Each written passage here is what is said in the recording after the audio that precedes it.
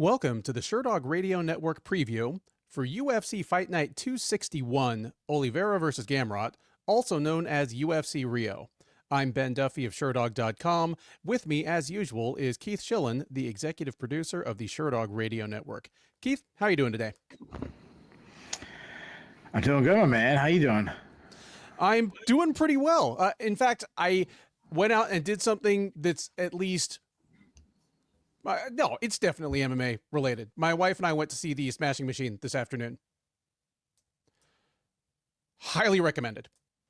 And I don't need to recommend it to you. I imagine you're going to go see it, but everything you've heard about it is true. Sorry, you gotta say it again. I was yelling at the people in the background.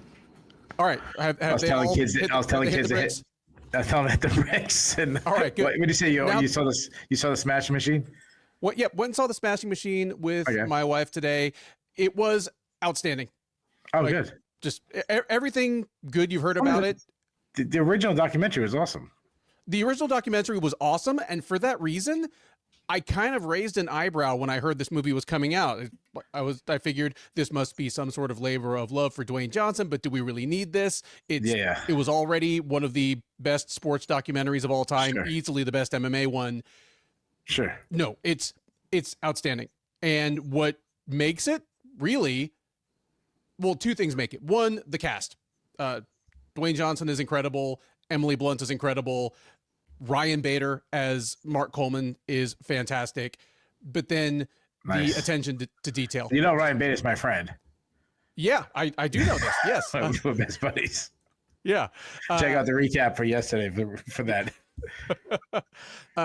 No, it was outstanding. And then just the attention to detail was unbelievable. If you're going to watch it and you're someone like Keith or me, where they are running through Grand Prix and weird underground Brazilian fights that you have seen, you'll be shocked at how they make some shitty Rio de Janeiro ballroom in 1997 look exactly correct, or how they make the Tokyo Dome look exactly like it did for the Pride Grand Prix in 2000. And then every little bit of casting, you were talking about the Pride Grand Prix in 2000, and now we got to go right into previewing this card. Like, come on, dude. Can we just do like a 2-hour kind of breakdown of the Smashing Machine? Just watch it. We'll watch it. Do like a live viewing party. Yeah. Anyway, if you want to talk about the Smashing Machine, hit me up in the comments or DM me on Twitter. I'd love to talk about it. If you want to talk to me about that's what they used to call. That's what they used to call Ben back in his college days, the Smashing Machine. Yeah, I went to the least smashy university in the entire country. I went to Brigham Young University for a couple of years. Yeah, not a whole lot of smashing going on. That's like if you hold some girl's hand and like, oh, this guy's Casanova. He got game. The UFC, they're in the home stretch for this year. I mean, this is the middle of, they're hitting 5 different countries, 4 different continents in 5 weeks. Obviously, the cards on that stretch vary in quality. This is probably the worst of them. I'll give them this. There is a Brazilian in every single fight. 13 fights with a Brazilian, and there's only one fight on the whole card that has 2 Brazilians against each other. So there's at least an obvious rooting interest, but this one, top to bottom, is really, really rough. Here's my usual statistical fireworks. 7-fight undercard, so 14 fighters. Of the 14 fighters on the undercard, 4 of them are over 500 in the UFC. The cut list after this thing might be as long as Valter Walker's arm. There's not much else I can say. Like some of the fights should be fun. There are some intriguing people on the card. Like we're going to see the UFC debut of Bia Mesquita, one of the greatest female grapplers of all time, certainly of her generation. But man, all the way up to the main event, it would be a dynamite fight night main event if I didn't know that they'd thrown it together on like 2 weeks notice. Because, I mean, no, we'll talk about that fight when we get to it, obviously. but I actually think the short notice is going to be significant when those two guys get in the cage. So even the best thing about this card is kind of like asterisk. Tell me I'm wrong. Like, defend this card to me if you can, or pile on with me if you can't. So a couple of weeks ago, I think I decided to lower my standard on like these, what I call like the house shows now, the fight nights that aren't in the Apex. Yeah. And I discovered like they go with straight boxing. They go on the back front, give me a good main event, and the rest of the card is just, we just fill it in. We don't care what the co-main event is. We're not trying. And in this case, the co-main event actually is, pretty good name value. I agree what you said about this being probably the weakest card of the stretch we're having. However, there's one thing I will disagree on. This main event is the best fight of all the main events coming up. Yeah, obviously not counting pay-per-view. Yeah, but it's an incredible fight. I wish this was the fight they'd made in the first place, or I wish Rafael Fiziev had fallen off 2 months ago instead of 2 weeks. Just sure. I'm worried that the short notice is going to affect the outcome and or rob us of just how great this fight could have been. Sure. But I'm here for it either way. Yeah, so I've lowered my standard on this card. So yeah, all cards in general. Because I'm like, if I held to the standard I did like a year ago, I would just keep giving everything Fs. And I'm like, I don't want to be that guy who gives everything an F. So the main event is so good. There's some intriguing people. I'm looking forward to seeing how they perform. I give it like a C. I'm being generous.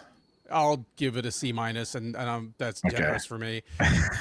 Outside of the I like this main event more. I like this main event more than Fiziev. Agreed. Yeah. I wish this had been the main event in the first place, or at least I wish there'd been a little more notice. But it's still a great fight either way. Outside of the main event, what are you most excited to see on this one? The fight that I'm looking forward to the most, going way down on the prelims, Carpenter and Filho. I think that's by far the best fight. The person I'm looking forward to seeing the most is probably Mesquita, seeing how she does. Obviously, she's got a lot of hype coming in. Those are probably the two things that's kind of standing out to me. Yeah, that's actually the exact fight I would have named. And I already mentioned that obviously there will be some eyes on Mesquita to see what she can do with however much time she's got with this thing once she clocks in the octagon for the first time. Any other general thoughts about this one before we jump into these prelims? No, let's get into it. All right. First up at UFC Rio, at least as the card is constituted as of the beginning of fight week, is a men's bantamweight matchup between two gentlemen desperately in need of their first octagon win, as it is Luan Lacerda and Saimon Oliveira. Lacerda, the 32-year-old Brazilian, is 12-3 overall. He's 0-2 in the UFC. That's the bad news. The worst news is that the most recent of those losses, which was a second-round TKO at the hands of Damon Blackshear, was almost 2.5 years ago. The man's 0-2 in the UFC, joined the organization back in 2023, lost his debut to Cody Stamann, then got knocked out by Blackshear in his second outing. He's been on the shelf ever since. I actually did a little looking and tried to figure out why. He's had a variety of injuries here and there that have kept him deep enough on the bench that it's not like he's even had any fights booked that have been canceled. But whatever the reason, he's finally getting back into the cage here. 32 years old, still looking for his first win in the UFC. And so is his opponent, Oliveira, 34-year-old Brazilian, 18-6 overall. He's 0-3 since joining the UFC out of season 5 of Dana White's Contender Series. Like Lacerda, he showed up in the UFC, lost a couple fights, and then disappeared for a couple of years. But he came back from a 2-year absence back in March and dropped his third straight fight to start his UFC run, getting knocked out by David Martinez late in the first round. So, again, two guys still looking for their first win in one of the tougher divisions in the UFC. Lacerda is the one comfortably favored to get it, as he is minus 250, Oliveira plus 210 coming back. Keith, give me your thoughts on this one. Who wins it? What's it look like? How much do you care? Yeah, just a surprise right off the bat with the betting line that Lacerda, not that he's the favorite, but be that big of a favorite. I think that might say more about Oliveira than it says about the confidence in Lacerda. I mean, Oliveira is a guy who obviously we've seen him more recently. He's a Muay Thai striker. He fights with a really high output. I mean, constantly pressing the action. The problem is in this last fight, he really struggled to cut off the cage. He was pressing the action, but he was just being countered. He wants to fight a wild brawl. The problem is he's kind of slow.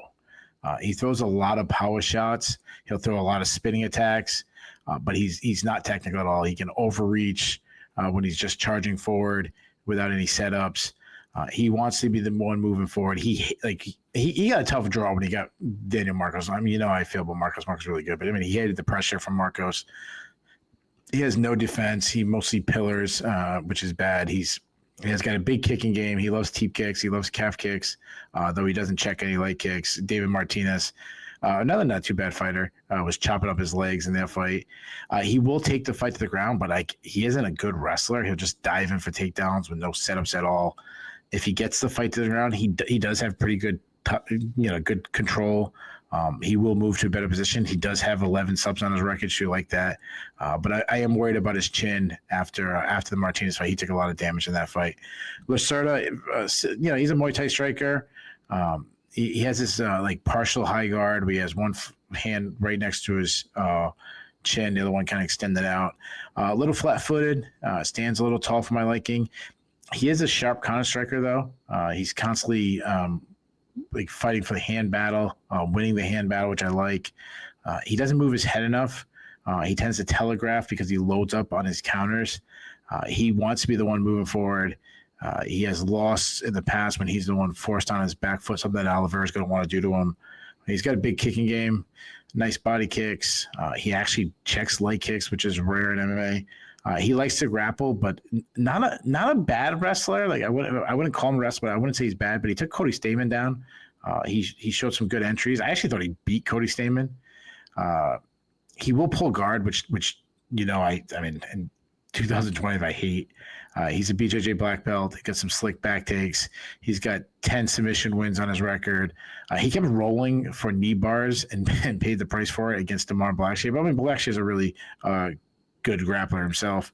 And yes, he gassed out quickly against Blackshear. So, I mean, both these guys can be really wild. So I have a really hard time making a pick. I would say Lacerda is the more technical one, though I wouldn't call him technical. I think the line should be closer due to the output advantage of Oliveira and possibly the cardio advantage. Still, the technical skills, the takedown advantage. I'm going to go with Lacerda to win the first two rounds, maybe survive a late surge from Oliveira. Give me Lacerda by decision, but not a lot of confidence in that pick. Definitely not a 2-1 favorite in confidence in that pick. I'm glad you feel the same way I do about that one. And your general scouting report on these guys, it's pretty much the same things I'm seeing. You mentioned that Lacerda just seems a little plodding and flat-footed. He certainly looked that way against Blackshear, but Blackshear is a nimble, fluid guy. A lot of people look kind of slow. Yeah, he's a stud. But yeah, he's good. He's good. He's a good UFC talent. Yeah, Blackshear's very good fighter. But yeah, this our boy from the chat thinks he's going to be the champion. What's his name? The troll. Bob what's his Simpson? name? Yeah, Bob Simpson thinks he's going to be the champion. That's one of the ones where I'm not dead sure whether he's just saying that for a reaction or he actually feels it. Yeah. No, he's just saying for reaction. Just he didn't look great physically, like faded late, looked kind of just slow and awkward, and that was before 2 years on the shelf. Like, I'm not comfortable with a guy being a 2.5-1 favorite, like based like even if both these guys had fought 6 months ago. I'm just not seeing that, and not a ton of confidence in this, but I am going to go with the upset right out of the gate. Like, neither of these guys is great, but I know I have a better idea of how not great Saimon Oliveira is right now. He is what he is. Just feels like kind of a throwback shoot-a-box type a wildly aggressive 135-pound striker. Even though both these guys are capable of taking care of themselves on the ground, if it goes to the ground, I think my pick here is going to be in trouble, because I do think Lacerda is going to have a big advantage down there. But I'm picking that doesn't happen. Give me Oliveira by decision in a fight that is a lot of fun, and at least we'll be guaranteed that the Brazilian fans will be cheering about something. But this one, it's about as low level a fight as you can put together in the UFC men's bantamweight division right now. Both these guys into their 30s now. Yeah, let's hope we're entertained. But I'm going to go ahead and take Oliveira in the upset right off the bat. I think there's a chance that Lacerda doesn't even look as good as he did 2 years ago. Strawweights are up next at UFC Rio as Julia Polastri faces off against Karolina Kowalkiewicz. Polastri, the 27-year-old Brazilian, is 13-5 overall.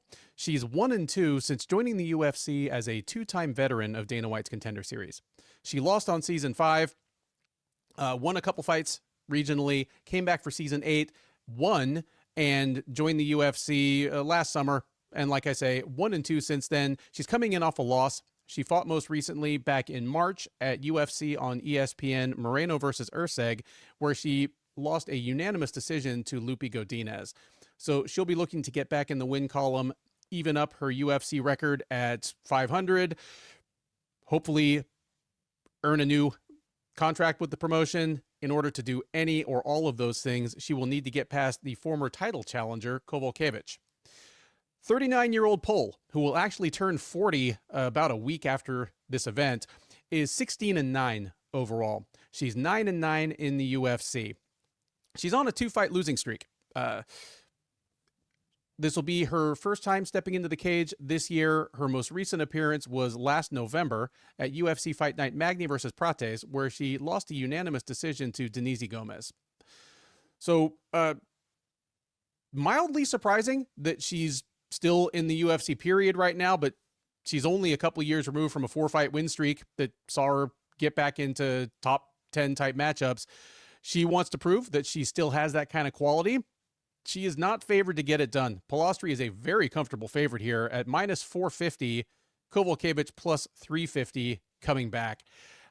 I'll just say that the people who have driven the line on this fight to Julia Polastri being an almost 5-1 favorite, it must be a referendum on how they think Kowalkiewicz is, because Polastri at this point, she's 3 fights into her UFC run. She's 1-2, and she's not comfortably won any of them, really. Like, that's the best I can say. Like, she has a ton of potential, but even against Corey McKenna, who should have been a very favorable style matchup for Polastri, as someone who is going to want to get her on the ground and try to grapple with her and just is a terrible wrestler and not very athletic or physically strong. Polastri, I mean, she won the fight, and I actually scored all 3 rounds for her. It ended up being a split decision, but a lot of that can be attributed to Polastri just being the kind of fighter that is going to struggle to win close rounds. And then, I mean, just for example, against Lupi Godinez, because here's the thing. Polastri has lost 2 fights in the UFC. She's lost 1 against Josephine Knudsen, who basically wanted to strike with her and succeeded. And then 1 against Lupi Godinez, who basically wanted to wrestle with her. That was one of the fights where Lupi actually tried to wrestle, and Lupi managed to succeed. The interesting part of the Godinez fight is Polastri really struggled in the first 2 rounds. Like, she was trying to pot shot her, trying to stick and move, just didn't have the footwork to keep Godinez off her, didn't have the power to punish Godinez for entering the pocket. And so, yeah, Godinez was just doing things like shaking off head kicks and tree topping her and pushing her over. And then finally in the 3rd round, something snapped and she actually started swinging hard and won the 3rd round. If she do a little more of that, she might not be 1-2 in the UFC right now. But this is all the long way around to saying Polastri hasn't even really proven to me that she's a safe pick to take against somebody that should be a good style matchup for her. And Kowalkiewicz on some level probably should be. Kowalkiewicz is the prototype of the high volume, low power kickboxing strawweight. This should favor Polastri heavily. I'm leaning Polastri here, even though Kowalkiewicz hasn't particularly faded, I don't think.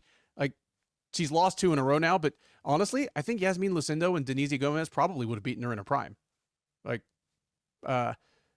Kowalkiewicz has always been a little vulnerable to the Lucindo Gomez type, just stocky, powerful, athletic strawweights that come forward and put her on the back foot and make her uncomfortable. These two women are at least probably going to want the same basic kind of fight. If it goes to the ground, I think it'll be because Polastri takes it there, but I don't see any reason she'll want to. I don't think she's going to get anything from Kowalkiewicz on the feet that like sets off alarm bells and makes her shoot like some desperation takedown. I think this is just going to be like a strawweight women's flyweight fight where it's a low powered kickboxing match. We can tell after about 2 minutes who's probably going to win, and then we just buckle up because neither of them is really going to have the wherewithal to finish it. So give me Polastri by decision in this one. Karolina Kowalkiewicz beating Rose Namajunas is still like one of the what the hell moments in MMA. I don't think Karolina had a great night. I think Rose had a bad night. I think if they fought 100 times, Rose wins 99 of them. And a lot of them are brutal finishes of some kind or another. Yeah, I mean, Karolina's rise to the title. I mean, she beat Ronda Marcos, Heather Clark, and Rose Namajunas. And again, obviously, Rose is a big win. And Ronda Marcos wasn't a bad win at that time. Yeah. Heather Clark is Heather Clark, but I kind of feel. I feel how the Vegas is setting this line. Like, I think it says a lot about Kowalkiewicz. She's a poor athlete. She is a technically sound striker. She has nice volume. She basically tries to beat her opponent over the years with her volume, but her volume has really dropped recently. She's slowed down. I mean, that's why she struggled with Lucindo. Lucindo was way too fast for her. She wants to work behind a jab, then follow with some combinations, but she lacks power because she throws mostly arm punches. She does throw a lot of kicks.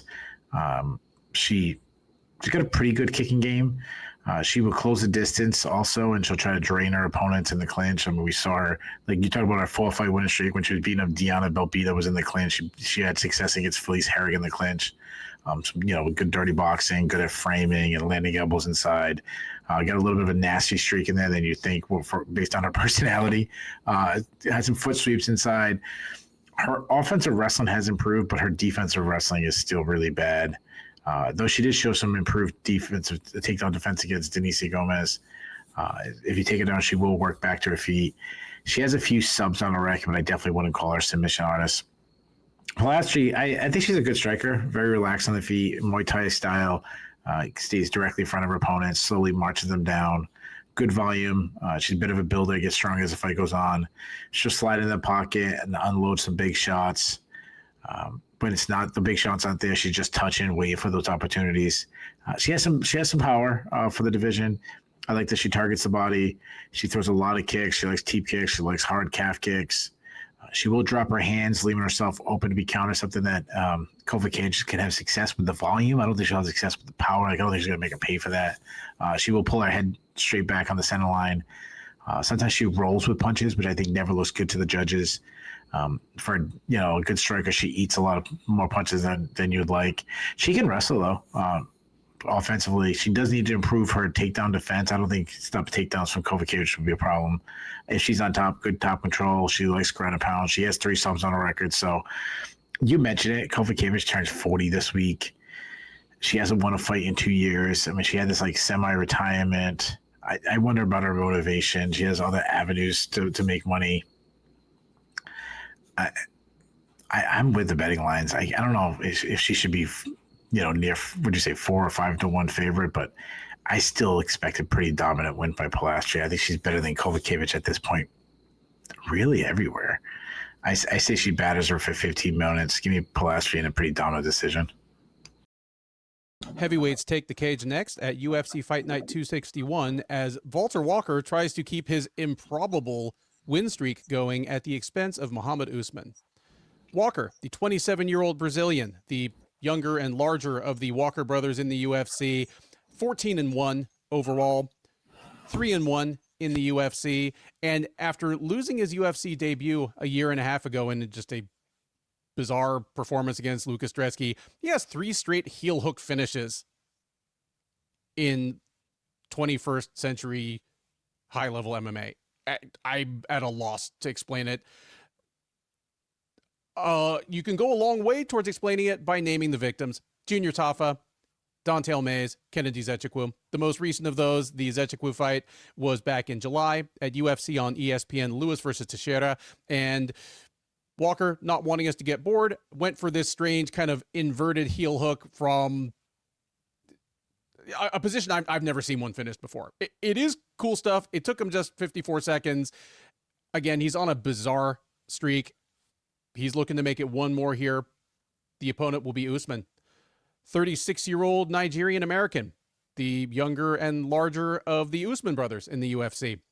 11-4 overall, 4-2 in the UFC. He's coming in off a win. He fought back in June at UFC on ABC, Hill versus Roundtree, where he won a unanimous decision over Hamdi Abdel-Wahab. That snapped a 2-fight losing streak for him, and he'll be looking to keep the good momentum going here. Not favored to get it done. Walker is minus 300, Usman plus 250.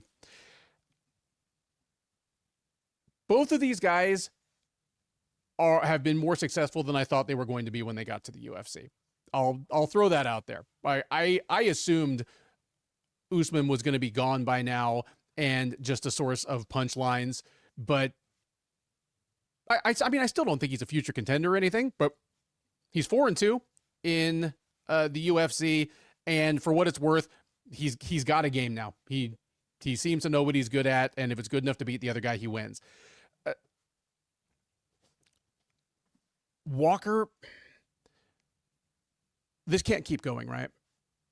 At this point, we're getting to that, again, 1970s Big Ten football thing where people know what's coming. This shouldn't work now anymore. The good news for Walker is if the UFC banned heel hooks this week, he's still got weapons. He's still an absolutely titanic guy for the division. And while I don't think he's quite the athlete his brother is, he has an even bigger frame, and he does have just absolutely monstrous power in his shots. On the feet, if possible, he's wilder and less technical than his brother. He's also more measured. Like Johnny still will kind of wait, and then come with like bursts of offense, like something spinning, and then a flurry of punches, and just try to overwhelm his opponent and hope something lands. Valter's a little more measured than that. The problem here is that it's hard for me to picture Usman winning here because he'd have to thread such a needle. He is a wrestler at heart, but I think if he takes Walker down, he will get heel hooked, or he'll fall victim to something like weird and low percentage, or should be low percentage if it weren't Valter Walker. And if he tries to stand and bang, he's probably a more composed and fundamentally sound boxer than Walker is, but he doesn't have the same power. He doesn't have the same aggression.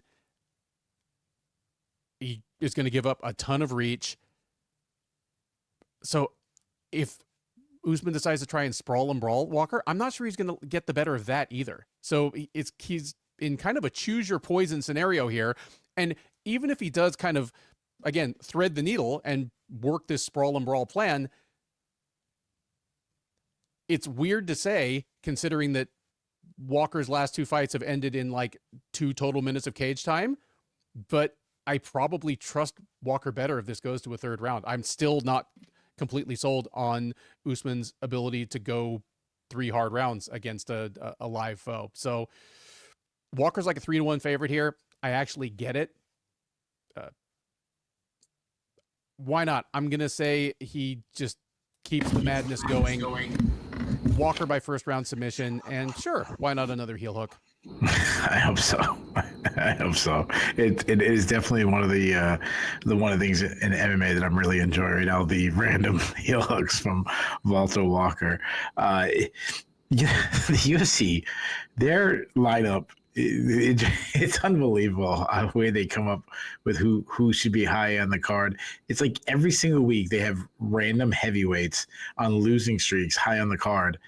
Then you have a heavyweight that's winning and exciting way he's winning, and it's like buried on the prelims. It's like I don't get it. I just don't get them. But this card has Jhonata Janice on the main card. There you go.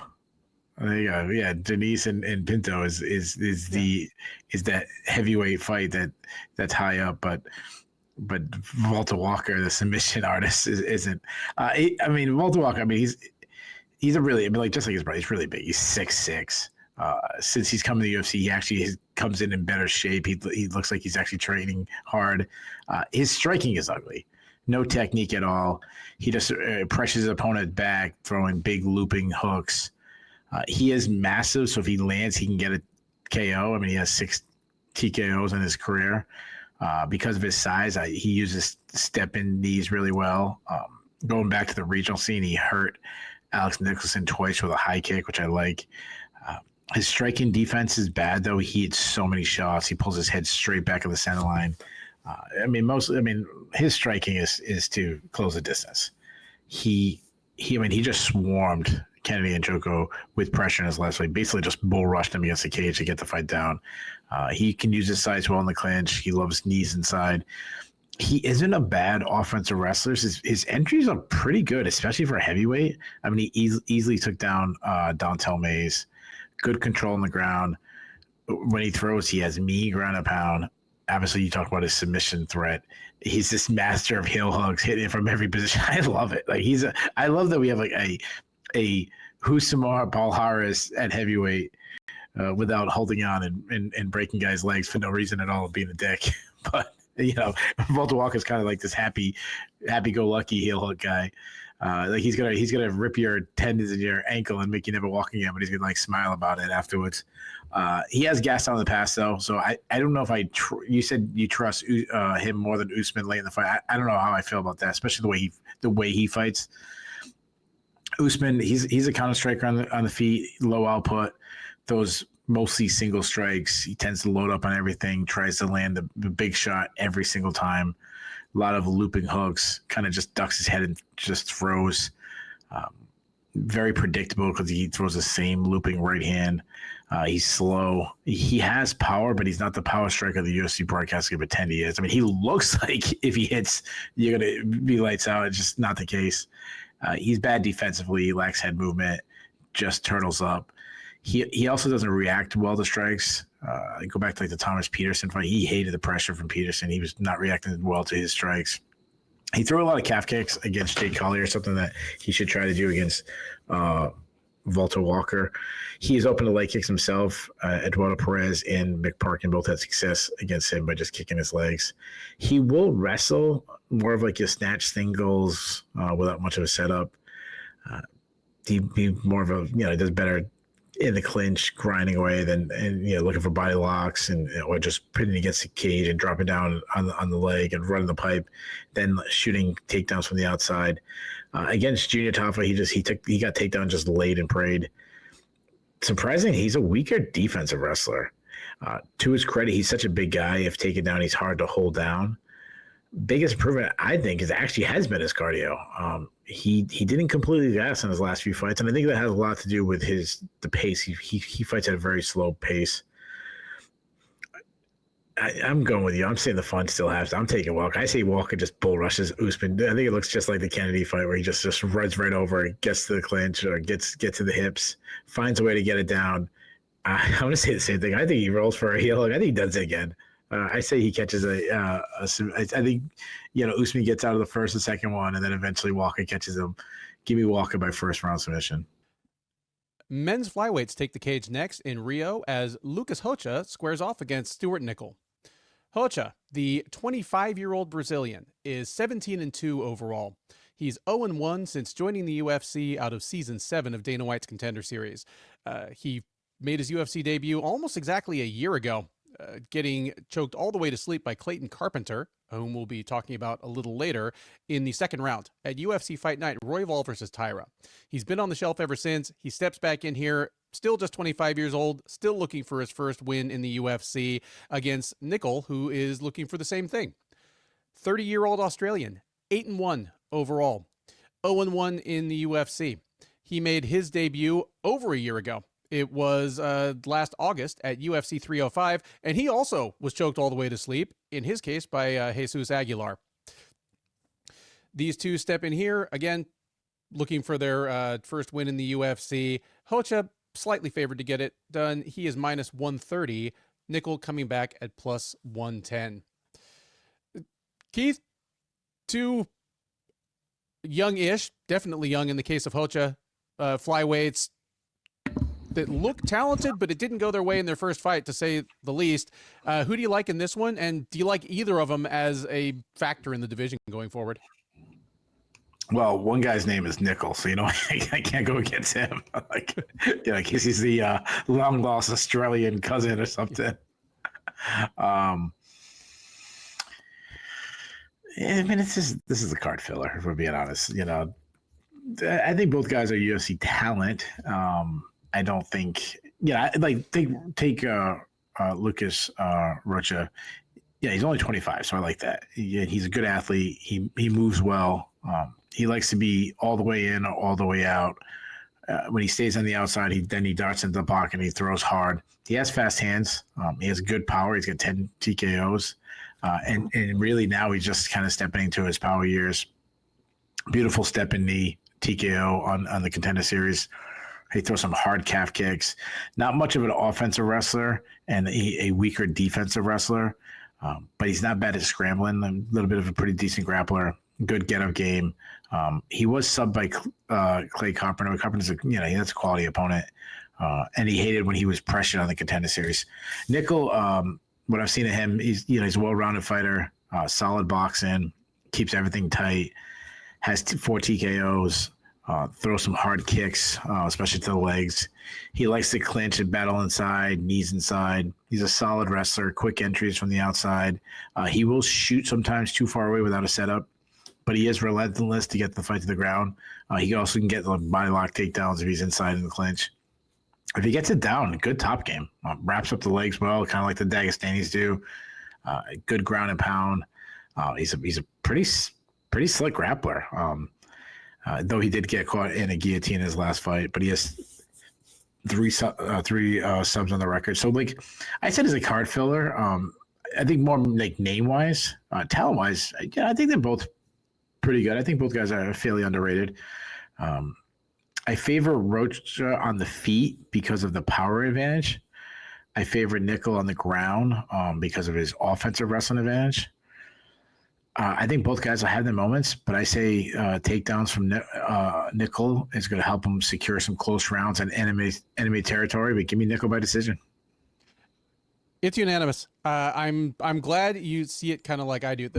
The thing that was interesting to me in really looking at these guys ahead of their UFC debuts last year, even, but kind of refreshing my memory this time, is that despite Rocha having literally over twice as many career fights as Nicoll feels like he has a more complete game or has a better handle on what his game is. Rocha's a guy that he's got a million fights, but a lot of them were in super low level Brazilian promotions. I remember even after the Contender Series and before his UFC debut, just the difficulty even finding the tape on some of his earlier fights.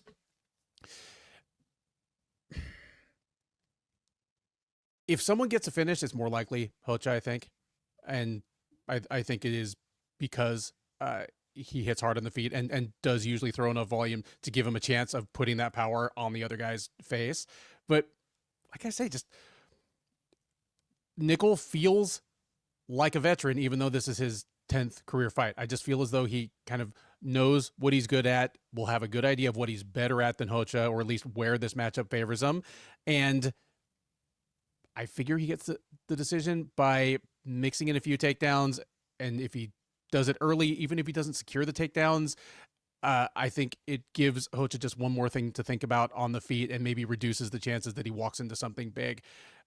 It'll be a close one, probably be a fun one, but yeah, this is our first unanimous upset pick of the night. Give me Stewart Nicoll in a decision. Next up on the UFC Rio prelims is a women's bantamweight matchup between the debuting Bia Mesquita and Irina Alekseeva. Mesquita, the 34-year-old Brazilian, is 5-0 as a professional. This will be her UFC debut. She is the outgoing LFA women's bantamweight champ. She defended that title most recently back in June. A LFA 211 was snatched up by the UFC without having to pass through the Contender Series or anything else. She'll make her debut here against Alekseeva. 35-year-old Russian is 5-3 overall. She's 1-2 in the UFC. She is on a 2-fight losing streak. She won her UFC debut 2.5 years ago with a knee bar over Stephanie Egger in what was a pretty substantial upset at the time. It certainly upset my expectations. I had some laughs at Alekseeva's expense. I remember very well. Since then, she's kind of come back to earth with decision losses to Melissa Mullins and Claudia Segula, but she's in what we would assume is the last fight of her debut deal. Probably a lot hanging in the balance. She needs to make a good impression. She is not favored to make that impression, as Mesquita is, I think, the biggest favorite on the card. She is -600, Alekseeva +450. Of course, I kind of buried the lead about Bia Mesquita. Yeah, she's a 34-year-old who's 5-0 as a professional, but kind of like Alex Pereira that we just saw fight this last weekend, that doesn't tell the whole story. The whole story is that if Bia Mesquita is not the greatest female BJJ artist of all time, she's at least on the Mount Rushmore with like Kira Gracie, Michelle Nicolini. She's absolutely up there. She is a 4-time Abu Dhabi medalist. She's a 10 times Mundials winner. And this isn't something buried 10 years in the past. She medaled twice at Abu Dhabi last year. I think she took silver in the absolute and bronze in her weight division, or vice versa. But yeah, literally medaled at Abu Dhabi last year. So one of the best grapplers in the world. And yeah, thus far, she's had a pretty good success rate at making that game work in MMA. And honestly, that surprises me a little bit. She's not somebody, I mean, she only turned pro as a mixed martial artist like last summer. Her pro debut was like 15 months ago. She's not somebody that I would have picked to be able to have a real good MMA run. There are a couple of reasons for that. One, I mean, she was already like 32 or 33 when she made her MMA debut. Two, physically, she is a stocky tank of a woman. And obviously that's not a bar to success. But as soon as she steps in the cage, I'm pretty sure she's going to be the shortest woman in the UFC women's bantamweight division. Like she's like early career Jessica Andrade. She's like 5'2" or 5'3", just this ball of muscle. And then I don't know if I wouldn't go too far with the muscle. I don't know if she's Jessica Andrade with the muscle. I don't know about the composition. The general build, she is short and stocky. Short and stocky. She's short and stocky. Like she doesn't have a ton of reach. She does. No. And the other reason I'm kind of surprised that she's had this good a run is that in BJJ, she was pretty much a guard specialist, like a guard player. Obviously, you don't win Mundials 10 times without being able to do everything at least pretty damn well.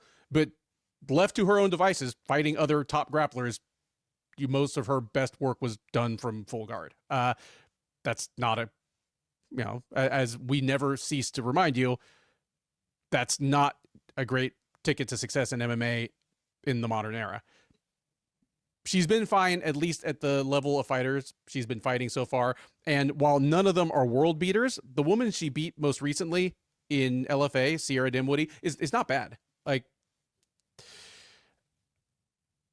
good things going for Mesquita. She's a good athlete. I mean, you just kind of stopped me in my tracks comparing her to Jessica Andrade. And yeah, she's not Jessica Andrade from that standpoint, but she is athletic. She's obviously extremely strong. And for somebody that's a lifelong BJJ practitioner, I think she's actually not a bad wrestler. We're not, and especially for somebody that's a lifelong BJJ practitioner and a guard player, she's a surprisingly good offensive wrestler.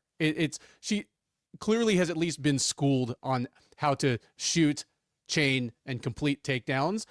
And because of that, as soon as she steps in the cage, she's already ahead of the curve on somebody like Mackenzie Dern, who has been in MMA for much, much longer. Like, the very first takedown she shoots on Alekseeva is going to be better than any takedown like someone like Dern has shot in her whole career. This matchup looks like kind of one set up to make her look great in her UFC debut. It's against another grappler by preference who's frankly not that great. It's in Brazil. Give them all something to cheer about, but there is spoiler potential here. I've underestimated Alekseeva, but at the heart of it, she is going to be bigger than Mesquita. She is, I mean, Russian Ronda is a hilarious exaggeration of a nickname, but she is a judoka. She is physically strong. And thus far, even though she's lost 2 fights in a row, she's not really been out-grappled, out-wrestled, out-muscled. I think Mesquita's going to win this one. And I think she's going to win by submission. But if you want a more detailed prediction, and if you're watching this show, you presumably want a more detailed prediction, the finish will look sensational. It might be ugly on the way there. I could see this being a thing where it takes Mesquita almost 2 full rounds to really get the thing going, just because she has trouble moving Alekseeva. Maybe she even gets caught a few times on the feet, despite the fact that Alekseeva has that Artem Lobov reach where I don't even think she can take the change out of her own pockets. Again, I'll be a setup fight for Mesquita. I do think she wins it. Give me Mesquita by 2nd round submission. What I would love to see out of this, as somebody who obviously wants to see good fighters fight, would be for Mesquita to do something to kind of blow our doors off collectively as viewers. Yeah, this is obviously this is a fight I'm looking forward to. Basically, Mesquita. I mean, Alekseeva, she is what she is at this point. She doesn't have a good MMA record. She doesn't have a good UFC record. But I think she's the right test for Mesquita in the UFC in their debut. Alekseeva, you mentioned she's a big woman for the weight class. She's big and strong. On the feet, she's a pressure striker. Good volume on the feet. She loves to brawl. She likes to get inside. She likes to throw big shots. She does tend to load up on every single strike. She throws a lot of looping punches, but she has some power though.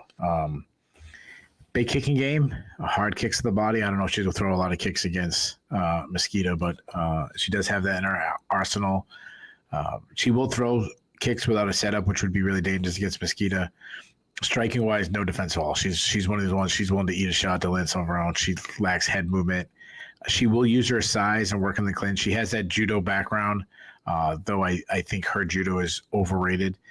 She has some throws and some foot sweeps, and she will shoot for takedowns herself, but often without a setup, way too far away. I don't think it'd be a wise decision to shoot Mesquita. There's a very good chance to get submitted. She's a submission threat herself. She likes scarf jokes, though I think her grappling is overrated. If she gets on top, some mean ground and pound. Mesquita, you talked about how great of a grappler is. You kind of left out her striking. Her striking is very raw on the feet. She eats a lot of shots because she lacks head movements. I saw her one fight in the LFA. She was hurt bad. Like she could have, her opponent could have been more aggressive and might even got a finish or made some adjustments, could have got a finish. I mean, her striking is, what do you expect? It's just to give her a chance to close the distance. She wants to get to the fight to the ground. I don't like her wrestling. I don't think she's that good a wrestler at all. She will kind of just reach. I think it has more to say about the state of women's MMA, particularly in the wrestling department, that she has takedowns than like she would never take down like Tatiana Suarez. Like that wouldn't happen. She's obviously you talk about her credentials. She's the elite of the elite of grappling, competed at the highest level. She's got insane back takes. She loves backpacking her opponents. Obviously a submission threat. Every one of her wins is by submission. This fight comes down to if Mesquita can get Alekseeva down or not. If she does, she stops her quick. If she doesn't, she might get beat up. You said that there's some upset potential or spoiler potential. If you're in like a Survivor League or you're in a DraftKings League, I'm not paying the money to get Mesquita for that, or I think Mesquita could ruin a lot of people's Survivor Leagues if they take her. I think she's going to get to the clinch. I think Alekseeva is going to land the hardest shots inside. I'm going to say she hurts Mesquita with knees and elbows inside. I say she finishes it. I'm taking Alekseeva to win by first round TKO. I think it's going to go. You know why?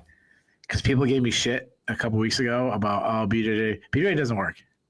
Alekseeva's going to beat her. Alekseeva by first round TKO with knees. I'm thinking step in knees.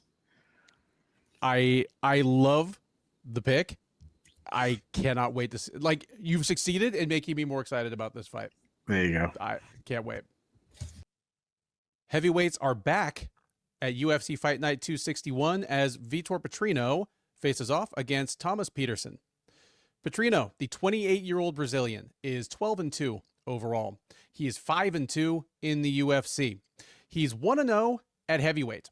He joined the UFC out of season 6 of Dana White's Contender Series, won his first 4 fights in the UFC, moved right into top 10 matchups, hit a ceiling against Anthony Smith and Dustin Jacoby. That drove him to decide to move up from 205 to 265, almost literally in his case. He made his heavyweight debut back in July, weighed in at like 250 pounds, actually heavier than Austin Lane, but it went swimmingly for him. He tapped out Lane in the first round. This will be his attempt to go 2-0 at heavyweight and sort of pick up where his upward trajectory at light heavyweight left off. Trying to stop him in that endeavor will be Petersen. 30-year-old American, Minnesotan specifically, 10-3 overall, 2-2 since joining the UFC out of season 7 of the Contender Series. He's alternated losses and wins across those 4 fights. He's coming in off a win. He beat Don'Tale Mayes by decision back in May at UFC on ESPN, Sandhagen versus Figueiredo. So he would love to break the pattern here and stay in the win column. Not favored to do so. Petrino is another comfortable favorite. He's minus 300. Petersen plus 250 as the underdog.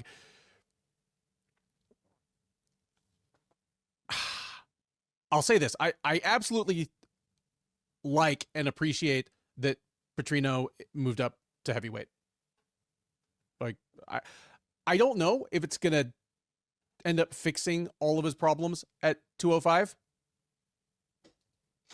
You know, I kind of look at the way he lost to Anthony Smith, the way he lost to Dustin Jacoby. Like, they revealed gaps in striking defense, gaps in fight IQ, kind of positional awareness that won't be magically fixed by moving up to heavyweight. It's not like his problem was necessarily his gas tank, but moving up to heavyweight instantly moves him into an echelon of fighters who will be less well equipped to punish him for those failings. I mean, Austin Lane was kind of a good debut opponent to see how this experiment would go. I mean, Lane, if we're being honest, is not very dangerous as heavyweights go. And yeah, he mauled him. He first off showed that he is a big-bodied heavyweight right out of the gate, kind of manhandled Lane in terms of getting him to the ground, tapped him out, no problem. Petersen is kind of an interesting change-up here because, I mean, Petersen has the far lower ceiling at heavyweight than Petrino. Like, Petersen probably has already fulfilled his destiny as a UFC heavyweight. If he can keep alternating losses and wins, he's a guy that could stick around the UFC for several more years. I mean, he's only 30 years old, but it's hard for me to picture Petersen stringing together like 4 wins and all of a sudden getting into the rankings and into the title discussion. He kind of is who he is. Maybe it's because they fought on the same cards before, but I compared him to Mohammed Usman before, and I still do, where, yeah, the tail of the tape doesn't really tell the story, just because, yeah, he's a 265-pound guy, but, you know, more barrel-chested, shorter reach, shorter height. He's going to look smaller than Petrino, even if Petrino is actually 10 or 15 pounds lighter. And kind of like Usman, he comes from a wrestling background and has been trying to develop some boxing to go with it. I actually like his wrestling better than Usman's. Part of that might just be that he's more willing to use it and kind of chooses better timing for when he does try to use it. Just about everything about this matchup favors Petrino for me. Like, Petersen is obviously a more experienced wrestler, a more technical wrestler, but I don't think there's any guarantee that he'll be able to get Petrino down if he wants. And I'm not sure he'll be able to stop Petrino from taking him down if Petrino wants. And my guess would be that Petrino eventually wants this thing on the ground. Like, he tends to like to swing on the feet until he gets something he doesn't like, and then it's time to bring things to the ground. And I think he's going to be able to do that against Petersen. And even if he messes up, like, he's not facing an Anthony Smith who can just punish him for the slightest mistake on the ground in seconds, or a Dustin Jacoby that can take advantage of kind of his heavy front foot and his lack of head movement and just really, really piece him up. Just this is another smart matchup if your real goal is to see how far Petrino can go at heavyweight. As much fun as it's been to see Petersen get a little bit of UFC success, I think Petrino crushes him. I'm going to say Petrino gets it done by first round TKO, ground and pound. Kind of, you know, we'll get a little bit of back and forth on the feet. Petrino will either tag Petersen and knock him down, or get something he doesn't like from Petersen, kind of just step in, bull Petersen over with a takedown that doesn't have a name, and elbow the bejesus out of him. Yeah, Petrino, first round TKO. I think I agree. I think it's good that Petrino to move up to heavyweight. He's a big guy. I always think being more hydrated is a good move. I think it's actually an easier division. Well, dude, if you go from 206 to 249 and you look basically the same, you probably needed to move up to heavyweight. yeah.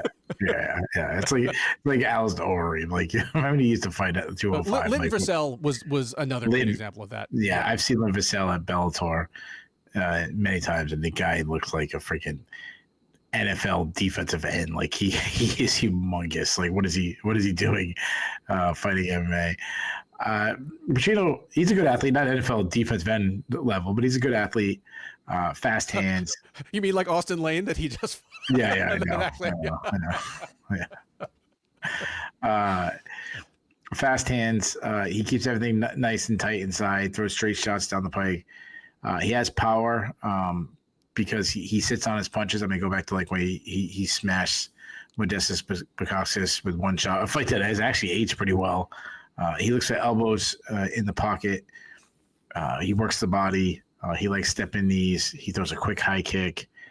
He does eat a lot of shots because he needs to move his head more. He's also open to leg kicks. Anthony Smith had a lot of success. And then this was the ghost of Anthony Smith kicking his legs. He can wrestle. Nice entries. Good top control. I don't know if he's going to want to wrestle heavyweights as much because, you get sprawled out. The heavyweight being on top of you is different than light heavyweight. But you know what? It gives you opportunities for peek outs and scrambles a little easier at heavyweight. But he is a submission artist. He subbed Marcin Prachnio. He subbed Austin Lane. Obviously he wrestled, he take down Lane and that's a heavyweight. So he was subbed by Anthony Smith by a guillotine. So he's not, he's not, world-class jiu-jitsu guy. His cardio has been super inconsistent. I think moving up to heavyweight definitely helps. Petersen, it's funny. He is a big heavyweight, but he's kind of chubby. Like, that's how I think of it. Like, he's a former LFA champion, so you like that. He's southpaw. His striking's really raw. He just tries to make up with it with volume. He has some power. His defense is bad, though. He keeps his chin high in the air. Shamil Gaziev knocked him out bad. But he can wrestle, though. He's a JUCO national champion. He will shoot shots from the outside, fast entries. But he also likes snatch singles and then running the pipe off of that. He has some upper body throws. He's good at winning rounds because of takedowns. He's relentless to get the takedown. He's got no issue stalling on top. Not really a threat when he is on top. He only has one sub on his record, not much ground and pound. I want to pick Petersen because he's the better wrestler. But when I view this, that's all, really the only advantage he has. And, yeah, he's a good wrestler. But he's not Gabriel Stevenson. He's not automatically going to take it down. I don't think that's the case.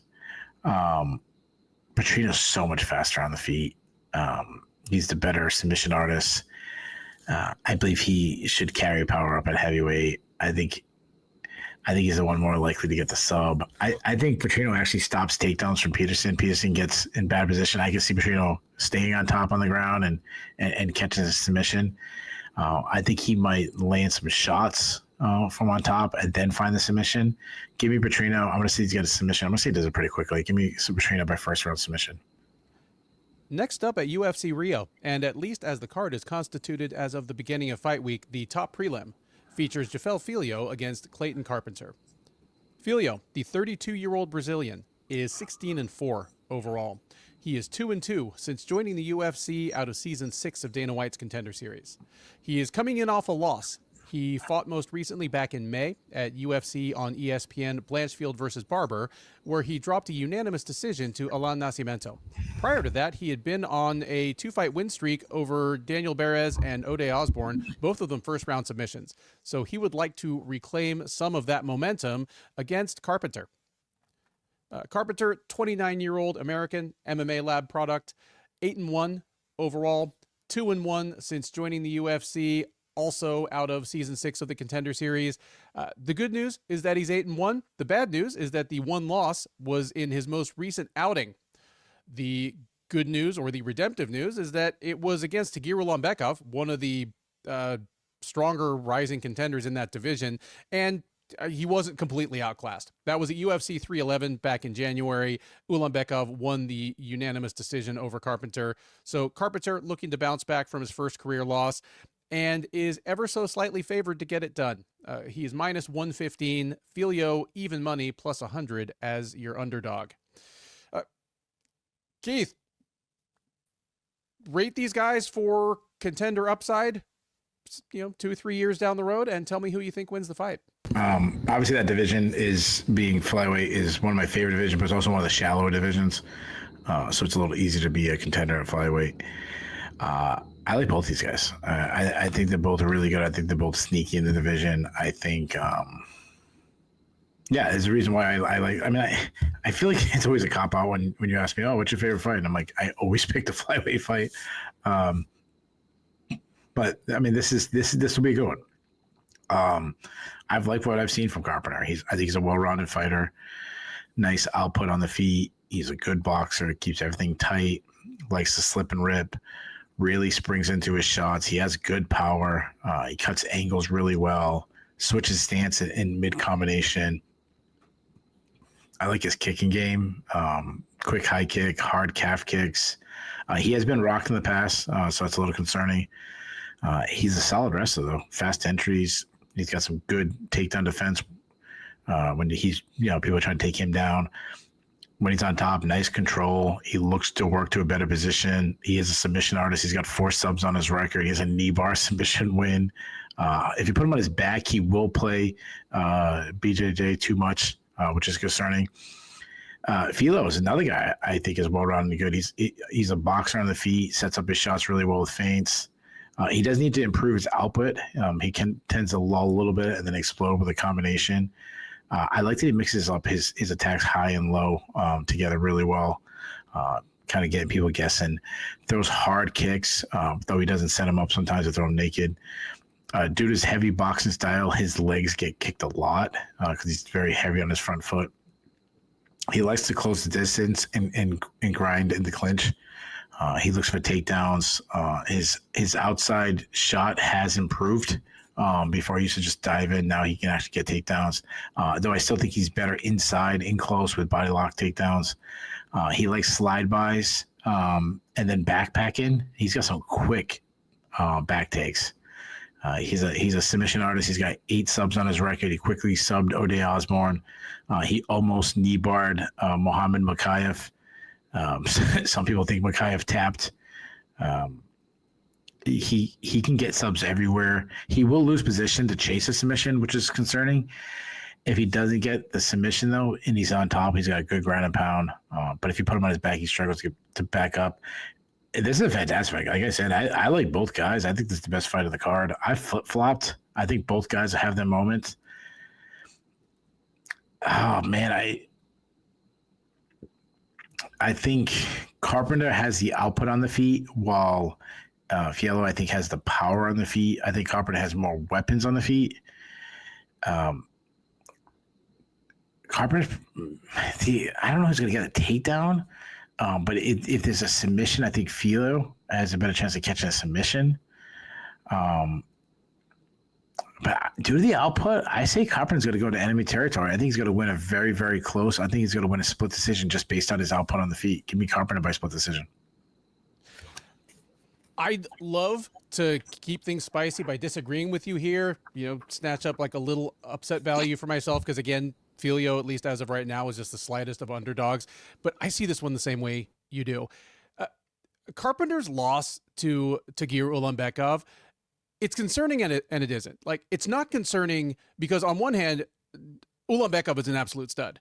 And specifically, he's been kind of drowning people on the ground.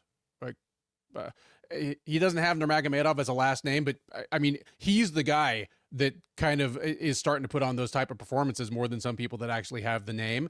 The concerning part is that in the first round, everyone seemed to realize that Ulanbekov was a little better wrestler than Carpenter was. And I feel like Carpenter, and you nailed it, started playing guard and just sort of started conceding bottom position and did that for most of the fight. And against somebody as sound on top as Ulanbekov, he basically gave himself zero chance to win the fight. That's concerning. However, that is a route to victory that I don't think Filho is likely to emulate. I agree with you. It comes down a lot to who initiates the takedowns or who secures the takedown and who ends up on top when they go to the ground. Filho is probably a more dangerous submission threat. But having said that, I'll take, if Carpenter's the one securing takedowns and ending up on top, I'll take his top game against Filho's guard game all day. On the feet, I think it is close to a push. Like, honestly, this feels to me in a few ways kind of like Filho's fight with Alan Nascimento, like his last outing, where it felt like a close matchup. And I am just slightly leaning Carpenter here, same as you are. I think things will be really even on the feet. I think Carpenter, I mean, I wouldn't be surprised if the difference in the fight is Carpenter like socking away one round, like where there's no question who won that round, because Carpenter took Filho down, beat him up a little bit. Filho's the one that was stuck on the bottom, throwing up low percentage stuff for way too long, and that ends up being the difference in the fight. But I'll take Carpenter by decision as the slight favorite here as well. The 6-fight main card of UFC Fight Night 261 begins with a featherweight matchup between Lucas Almeida and Michael Aswell. Almeida, the 34-year-old Brazilian, is 15-4 overall. He is 2-3 since joining the UFC as a veteran of Season 5 of Dana White's Contender Series. He actually lost on the Contender Series, stayed on the UFC's radar, obviously, got the call-up, and again, 2-3 since. He is coming in off a loss. He's already fought once this year. It was back in March at UFC Fight Night Cup versus Almabayev, where he lost a split decision to Danny Silva. So he'll be looking to get back in the win column, even up his UFC record at 500 against Aswell. 25-year-old Houstonian, 10-3 overall, 1-1 since joining the UFC, as also a losing veteran of the Contender Series. He fought on Season 8 last fall, or last summer, dropped a split decision to Bogdan Grad, got the call up this May for a short notice date with Balaji Oki, and acquitted himself fairly respectably in a decision loss. So he's looking for his first UFC win here, and he is favored to get it done, as well as minus 150, Almeida plus 125. I feel as though Almeida should have had more success in the UFC than he has, but he just like his regional tape looked very good. He looked dominant, like just power striking, especially for that division, like just clearly like big power in his hands for a featherweight, through like good volume to, where at least at the regional level, he was hurting people with volume, starting to overwhelm with the power, and just then really taking over. Strong grappling at least. And the grappling game of a bigger fighter, like a guy that just kind of prefers bully topside type stuff. But at the UFC level, just I don't trust his gas tank, his athleticism that he seemed to have on the regional level seems to be evaporating.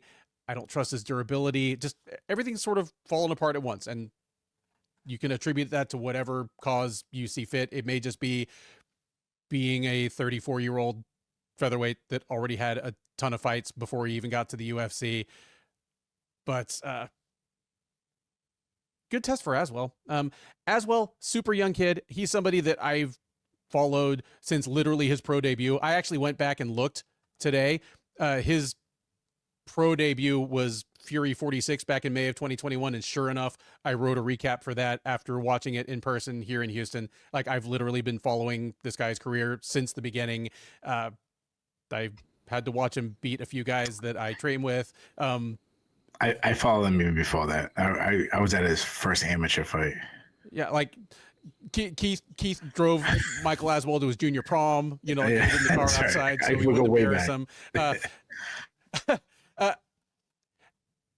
Aswell is he's a good athlete, and he's a guy with good instincts, but he still feels to me like a fighter in search of his game. At the Fury level, he tended to be able to just kind of overwhelm people with his athleticism. He is well-rounded. He's good hands. He's a opportunistic, I'd say, wrestler rather than like a really overpowering technical one. But being opportunistic and just having good timing and good know-how, just like when to switch gears, like when to take a guy that's starting to build up momentum on the feet and take him down, is an underrated skill. There are guys much more experienced than Aswell that never really learned that. So he's a guy with good instincts that, honestly, he's 25 and he's going to take a couple more losses before we really know how good he is or isn't. He's a guy that it wouldn't shock me if, he's 0-1 in the UFC right now. He could lose his next two or two of his next three, get cut from the UFC and come back in a year or two a better fighter. Like, again, I've practically watched this guy learn how to fight, but this is a good matchup. This will be him moving back down to the weight class where he does his best work. I mean, he fought Oki at lightweight, and not only is Oki a very good fighter, but he was a good bit bigger than Aswell. I like this. It's a guy moving back down to his better weight class against a guy in Almeida that has visibly struggled to make weight in that division in the UFC. So makes Almeida's, it's going to make his durability and work rate even more concerning. I like Aswell here even better than the line indicates. And I don't think I've said that about any other fight on this card yet, but Almeida seems to be in decline. I'm going to assume that that's either going to have continued in the last 6 months since we saw him, or at the very least, he's not going to magically get better. And I think Aswell will be better for his first featherweight fight, full camp fight in the UFC. Give me Aswell to kind of make Almeida look slow and basic on the feet, sting him up real good. If I know Aswell at all, he'll probably just leave things on the feet unless Almeida forces things the other way. But I could see him stinging Almeida shooting a bad takedown, Aswell pancaking, spinning to the back, and either pounding him out, from like back control or choking him out from there. But I think it's going to be pretty lopsided. I'll take Aswell by first round TKO.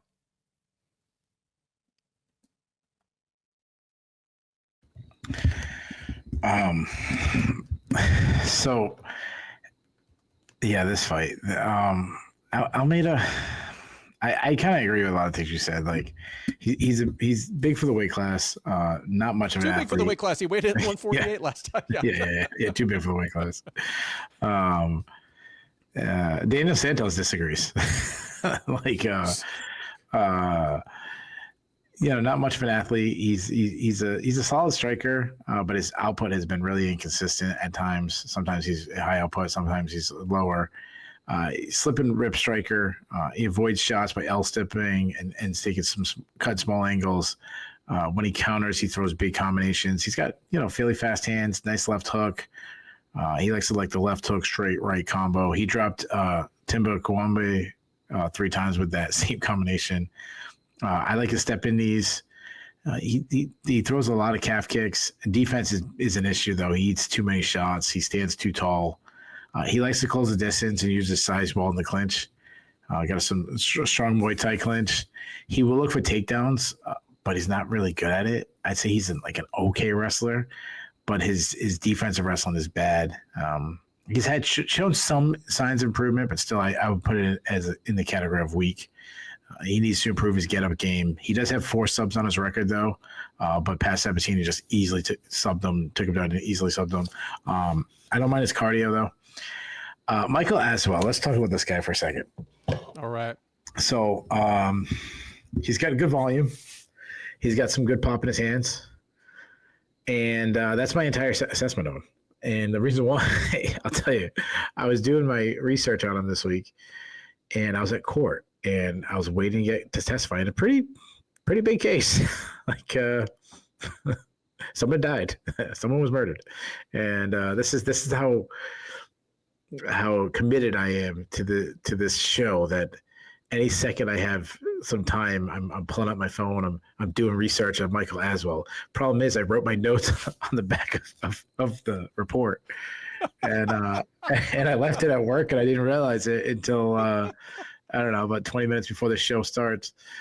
And I just remember that I put good volume. He has some pop in his hands. Good thing you've been watching this guy forever. This is what I do remember this. I was taking Aswell due to how hittable Almeida is. Give me Aswell by split decision. But hey, that was the same case, was a unanimous decision. So. Next up on the UFC Rio main card is another featherweight matchup, this one between Ricardo Ramos and Kaan Ofli. Ramos, the 30-year-old Brazilian, is 17-7 overall. He's 9-6 in the UFC. Pretty good overall run with the promotion, but he has hit hard times as of late, as he's lost 3 of his last 4 dating back over the last 2 years. He's coming in off a loss. He fought at the Kopp versus Almabayev fight night card back in March, where he dropped a unanimous decision to Jose Mariscal. He will look to get back in the win column here. Standing in his way will be Ofli. 32-year-old Australian, 11-4-1 overall, 0-2 in the UFC. He fought most recently back in February, dropping a unanimous decision to Mohammed Naimov. So third try at a first UFC win here. Not favored to get it is Ofli, as Ramos is minus 200, Ofli plus 170 coming back. Keith, it's a bit odd to me that Ricardo Ramos is still just 30 years old and just barely 30. He turned 30 like a month ago, because again, he has 15 fights in the UFC. He's been in the UFC for a while.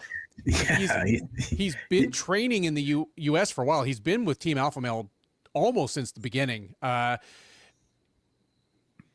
Is this a guy that you entertain any hope of still breaking out, or has he kind of hit his ceiling? He's just going to be this guy until the wheels fall off. Tell me how you think this fight goes. I feel more towards this is who he is. He's only 30, but he's an old 30. It's not like we were talking about who we were just talking about the other day, 27. Was it Shabazian? He's only 27. You're like, oh man, he has a lot of wear and tear on his tires. Or for a guy at his age, like, yeah, if you ask me, like, is he closer to 30 or 40? I would have guessed 40. If you asked me what was Ricardo Ramos's age, I would probably been like 36, stuff like that. 35 or so. What is 35? Yeah. If you know what, if you ask me, I'd say, wow, Ben's trying to trick me. He's younger than I think he is. All right, 33. He's a well-rounded fighter. He's a good athlete. He's always kind of one with athleticism. He's a Muay Thai striker, fast hands. He likes to work from distance, just kind of pop shot from distance. Great kicking game. Always talked about how much dexterity he has in his hips, just tosses up kicks up high so easily. He loves question mark kicks. He likes spinning attacks. The key to beating him, and we've seen this time and time again, the guys who have success, is to force him on his back foot. He hates pressure. I go back to like the Tukagov. Tukagov was able to do that to him. Pepe Mariscal in his last fight was able to pressure him. I mean, that's what Pepe does. He's awesome. I love that guy. He is open to calf kicks too. Josh Kulabau beat up his calves.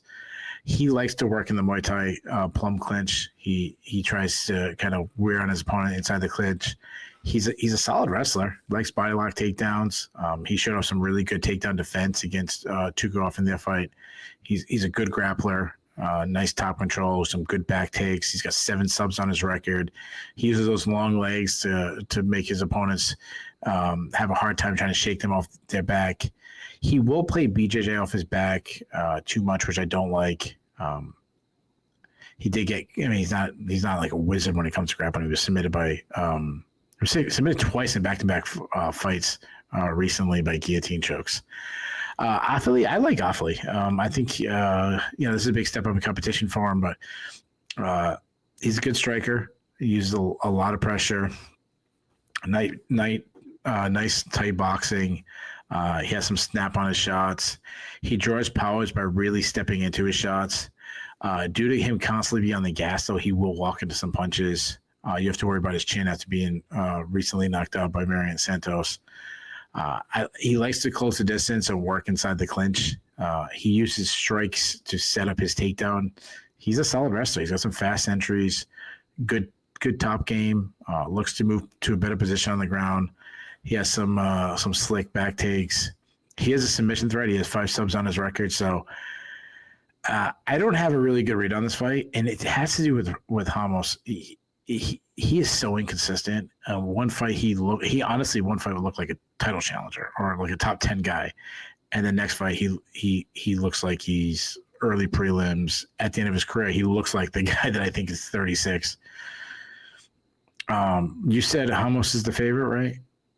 Yeah, he's minus 200. Minus 200. Okay, so he's a fairly decent sized favorite. I want to go with the upset. I'm taking Ofli. I say he stays in Ramos's face. I think both will have moments, but I think Ofli's the one who's going to land the hardest shots. I think he might get the takedown or two. Give me Ofli in a decision and an apparent upset. You know what? Like, I rarely allow myself to be directly influenced or swayed by your breakdown of a fight that we're talking about actively. But, please don't. Well, but here's the thing, because I've been teetering on the edge kind of the whole time I've been thinking about this fight, because one, Ofli is better than 0-2 in the UFC would lead you to believe. Like, he had his moments against Mohammed Naimov, and specifically, I don't remember if I said this on the recap, but when I rewatched the fight, it came to mind. I'm like, I'm pretty sure I wrote this on my notes and said it on the recap, that after that third round, Ofli was probably kicking himself, because if he'd kind of turned things up earlier, he might have beaten Naimov and he'd already have a win in the UFC, and this might not be a do or die fight. Like, he's a skilled guy.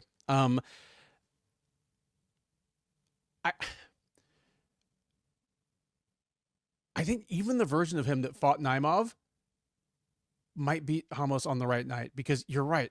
Ricardo Ramos is super inconsistent. I was thinking Ramos when I went into this, but having said that, I think you're probably right. Give me Ramos by decision. And again, that's assuming like the good Ramos shows up, throws enough volume on the feet, doesn't fade late, wrestles Ofli, because a lot of the Ofli versus Naimov fight was whoever decided to wrestle got it done, and whoever was left trying to defend the takedown like got the worst of it. Like, Ramos should be able to win this fight, and I'm going to say he wins by decision, and that's kind of assuming he looks physically at least, you know, like he did in his last fight, and fights to his best advantage. But there's tons of upset potential here. If I were a betting guy, Ofli at plus 170, plus 175 is definitely one I'd give a long look to.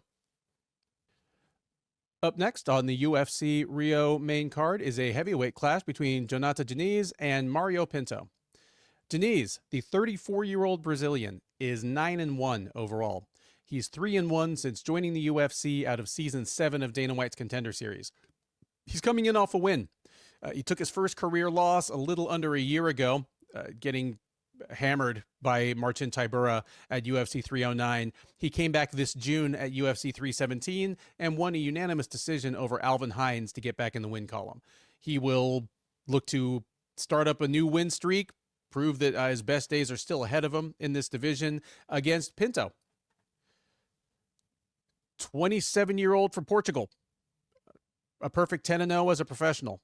A perfect 1-0 since joining the UFC out of Season 8 of the Contender Series. He scored a first-round knockout on the Contender Series almost exactly a year ago, made his UFC debut back in March at the same Kopp versus Almabayev card that about half of the folks on this card last fought at, knocking out Austin Lane in the second round. You join the UFC in 2025. You get 3 fight kits and a win over Austin Lane as kind of your starter pack.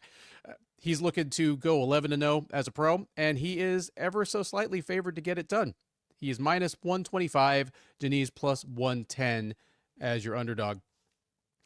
Keith, when a gigantic heavyweight who's not fat comes to the UFC with an undefeated record and knocks somebody out, there's going to be a certain amount of hype. Sure. Doesn't mean it's going to play out.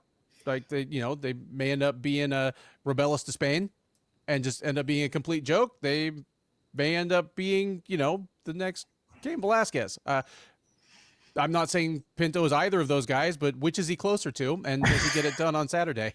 I don't think he's Cain Velasquez. But I'm also pretty sure he's not Rebellis to Spain. Yeah, it's funny. We talk about heavyweight fights. I'm so much more into the Walter Walker fight than this one. When you talk about heavyweight fights, when this is one of the fights I think I might have covered earlier in the week. I had to just check my notes to see who I picked to win. I can't tell how disinterested I was in this fight. Diniz was actually a guy who, when he first entered the UFC, had a little hype on him too. I think he's a solid striker. He switches stances. He's more of a technically sound striker. He stalks his opponents, accurate. He's got some power. He's not as big as Pinto, but he's got 7 TKOs. The problem is he lacks head movement. He's not much of an offensive wrestler. He's a bad defense, and he has no get-up game if you take him down. Pinto, I mean, you mentioned he's a huge guy. I think he's 6'5", long and lanky. He's a kickboxer, very patient and poised, fights behind the high guard defense, uses good footwork to keep his distance. He works behind a jab, good left hook. He has good power. He's got 6 TKOs. He had a great KO against Austin Lane. The problem is his defense. He either pillars, which I hate, or he pulls his head straight back on the center line. I mean, he was getting hurt by Austin Lane. Now he's not much of an offense wrestler. He does have a single sub on his record, but I wouldn't expect him to catch a submission. I mean, Denise is a guy that you probably could submit, but and for a heavyweight, he has cardio to go. When I've watched him, he's going deeper into fights. So I have no idea about this fight. I don't like either that much. I'm changing my pick on the fly. You inspired me. I originally wrote that I was picking Denise because I like his defense more. But Pinto has more of the power. I think Denise might start off early and have had success and pick him apart. But I think he might come in for a kill. Pinto draw him in. That'd be a bad idea. I'm going to say Pinto catches him. Give me Pinto by second round TKO. Yeah, I suppose it's fitting that it's a tough one to pick since it's a near pick'em on the odds. But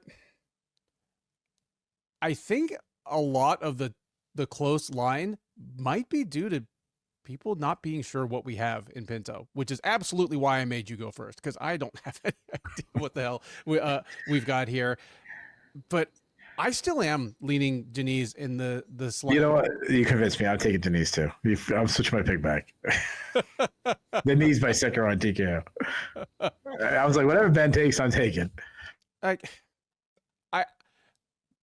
don't trust Denise to automatically win a fight that he should. He's been a little inconsistent,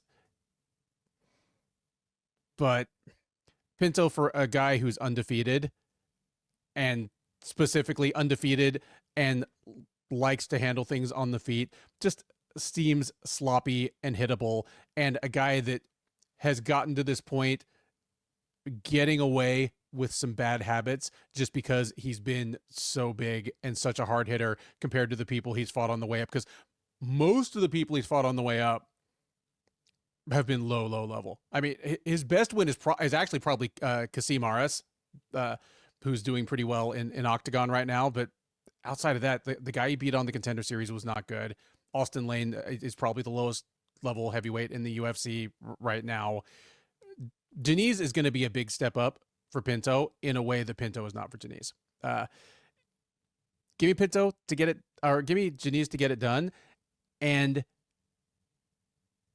because I don't really know what it's going to look like when things go against Pinto, I'm going to say that Denise gets the knockout here. Maybe we find out that Pinto's a little bit of a front runner, or that he has some durability issues that have not yet been exposed. Again, this is a wild pick. There's not a ton of high quality tape on him, but as much as I don't trust Denise, I trust him a little more than Pinto in this situation. I'll take Denise by second round TKO. There you go. I'm following your pick. All right. So you're taking all the blame. We get this wrong. I'll take it. Next up at UFC Fight Night 261, let me say for the record that Vicente Luque is a super good and nice and lovable dude, just kind of one of the nicer dudes in the UFC. And they are doing him dirt here. Yeah. You want to go? It is you want to go welterweight. You want to go right to our predictions? Alvarez blisters him. I think this thing's over in the first round. Agreed. Poor Vicente Luque.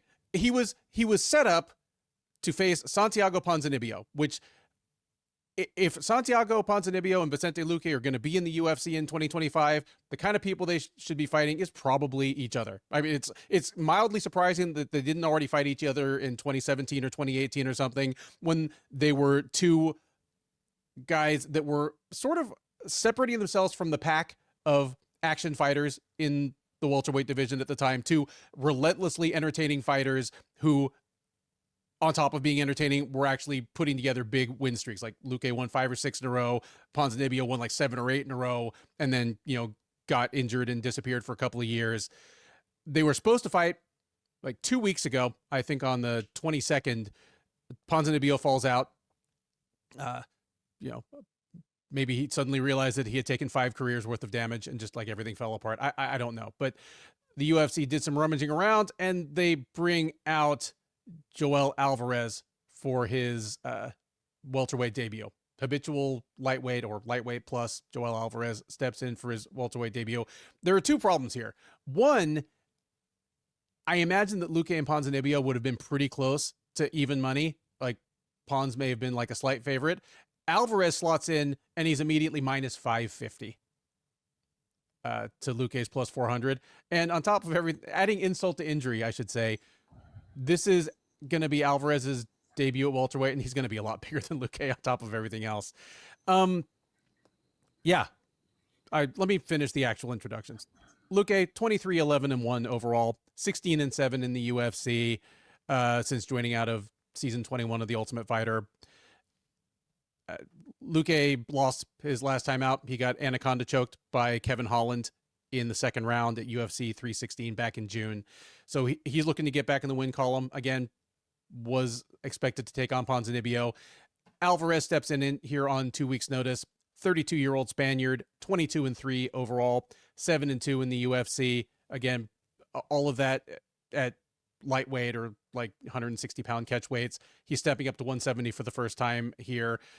He's on a 3-fight win streak, all of them by finish over Mark Chikadze, Elvis Brenner, and Drakkar Klose. So he'll look to make it 4 in a row, and then if he wins, he'll kind of have some options. Go back down to 155, stay at 170. I mean, he's an absolutely gigantic dude. He'll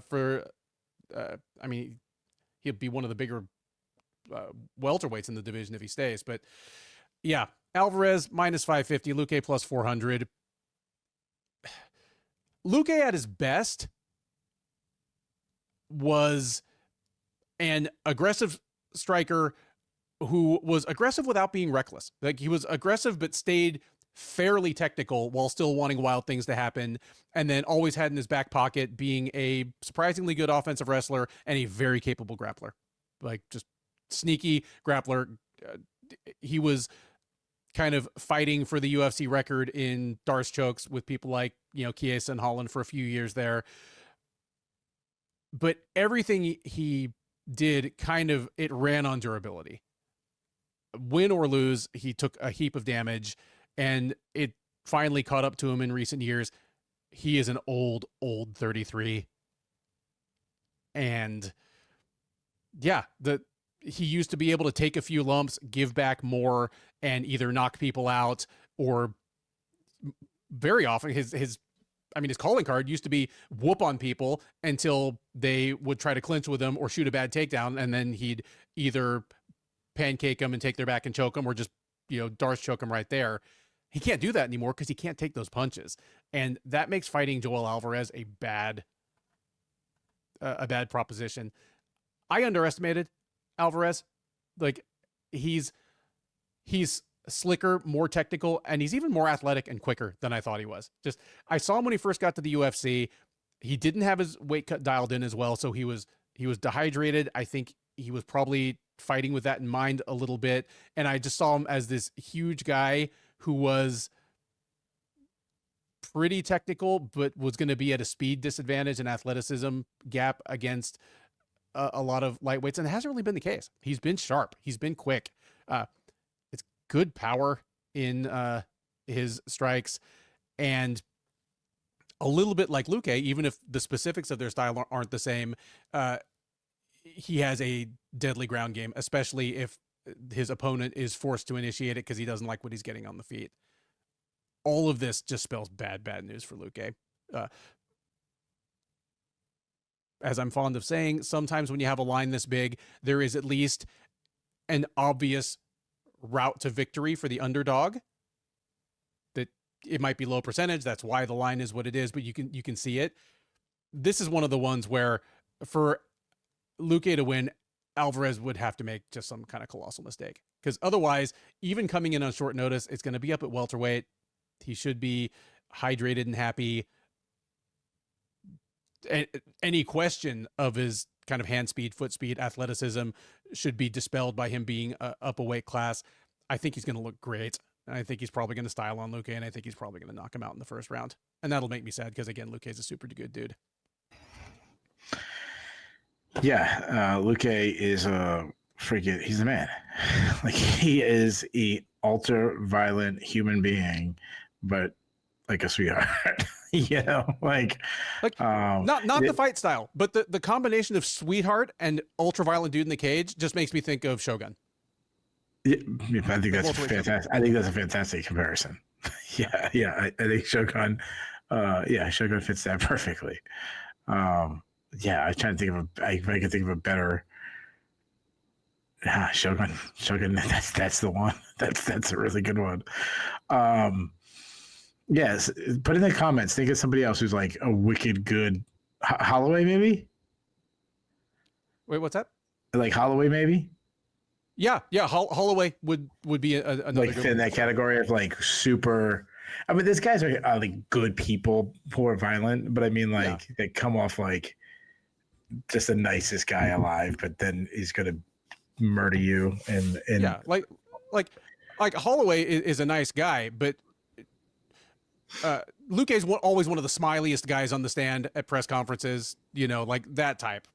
Yeah, I've met Crow Cop once. And he was super nice, like super, but he also still has this presence to him where it's like, I could murder everybody. Like I could murder you, your entire family in a heartbeat. Like those other guys don't take that feel to it, So like those guys wouldn't fit the category. I'm just filibustering right now because I wasn't joking. I really don't want to break down Luque anymore. You always say what's his best avenue of victory? I think it's to wrestle. Luque is a good grappler. We don't talk about enough how good of especially a topside grappler he could be. Can he do that to Alvarez, who's got these great chokes with Darce chokes and guillotines, those long arms? Probably not, but that's his best avenue of victory. That's his best chance.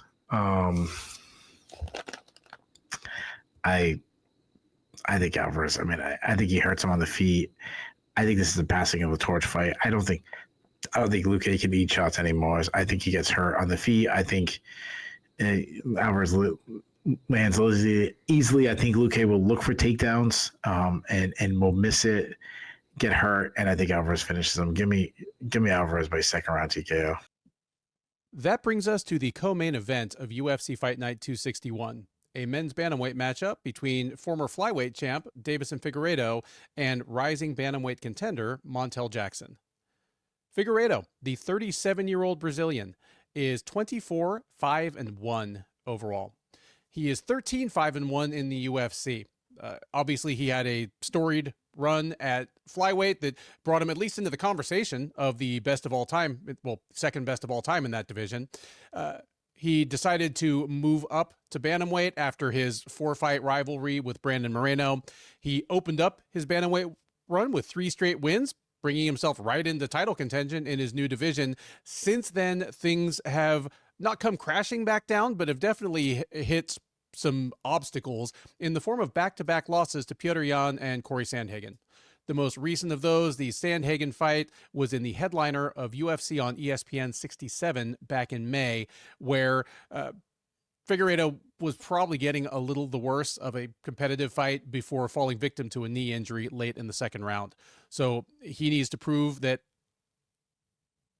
at 37, that he's back in position to compete in this division, and then to prove that those 2 losses aside, he still might be a factor in the title picture going forward. In order to do any of those things, he's going to have to get past the man who calls himself quick. Jackson, 33-year-old Wisconsinite, 15-2 overall, 9-2 since joining the UFC out of season 2 of Dana White's Contender Series. And he is on a 6-fight win streak, one of the longest in the division.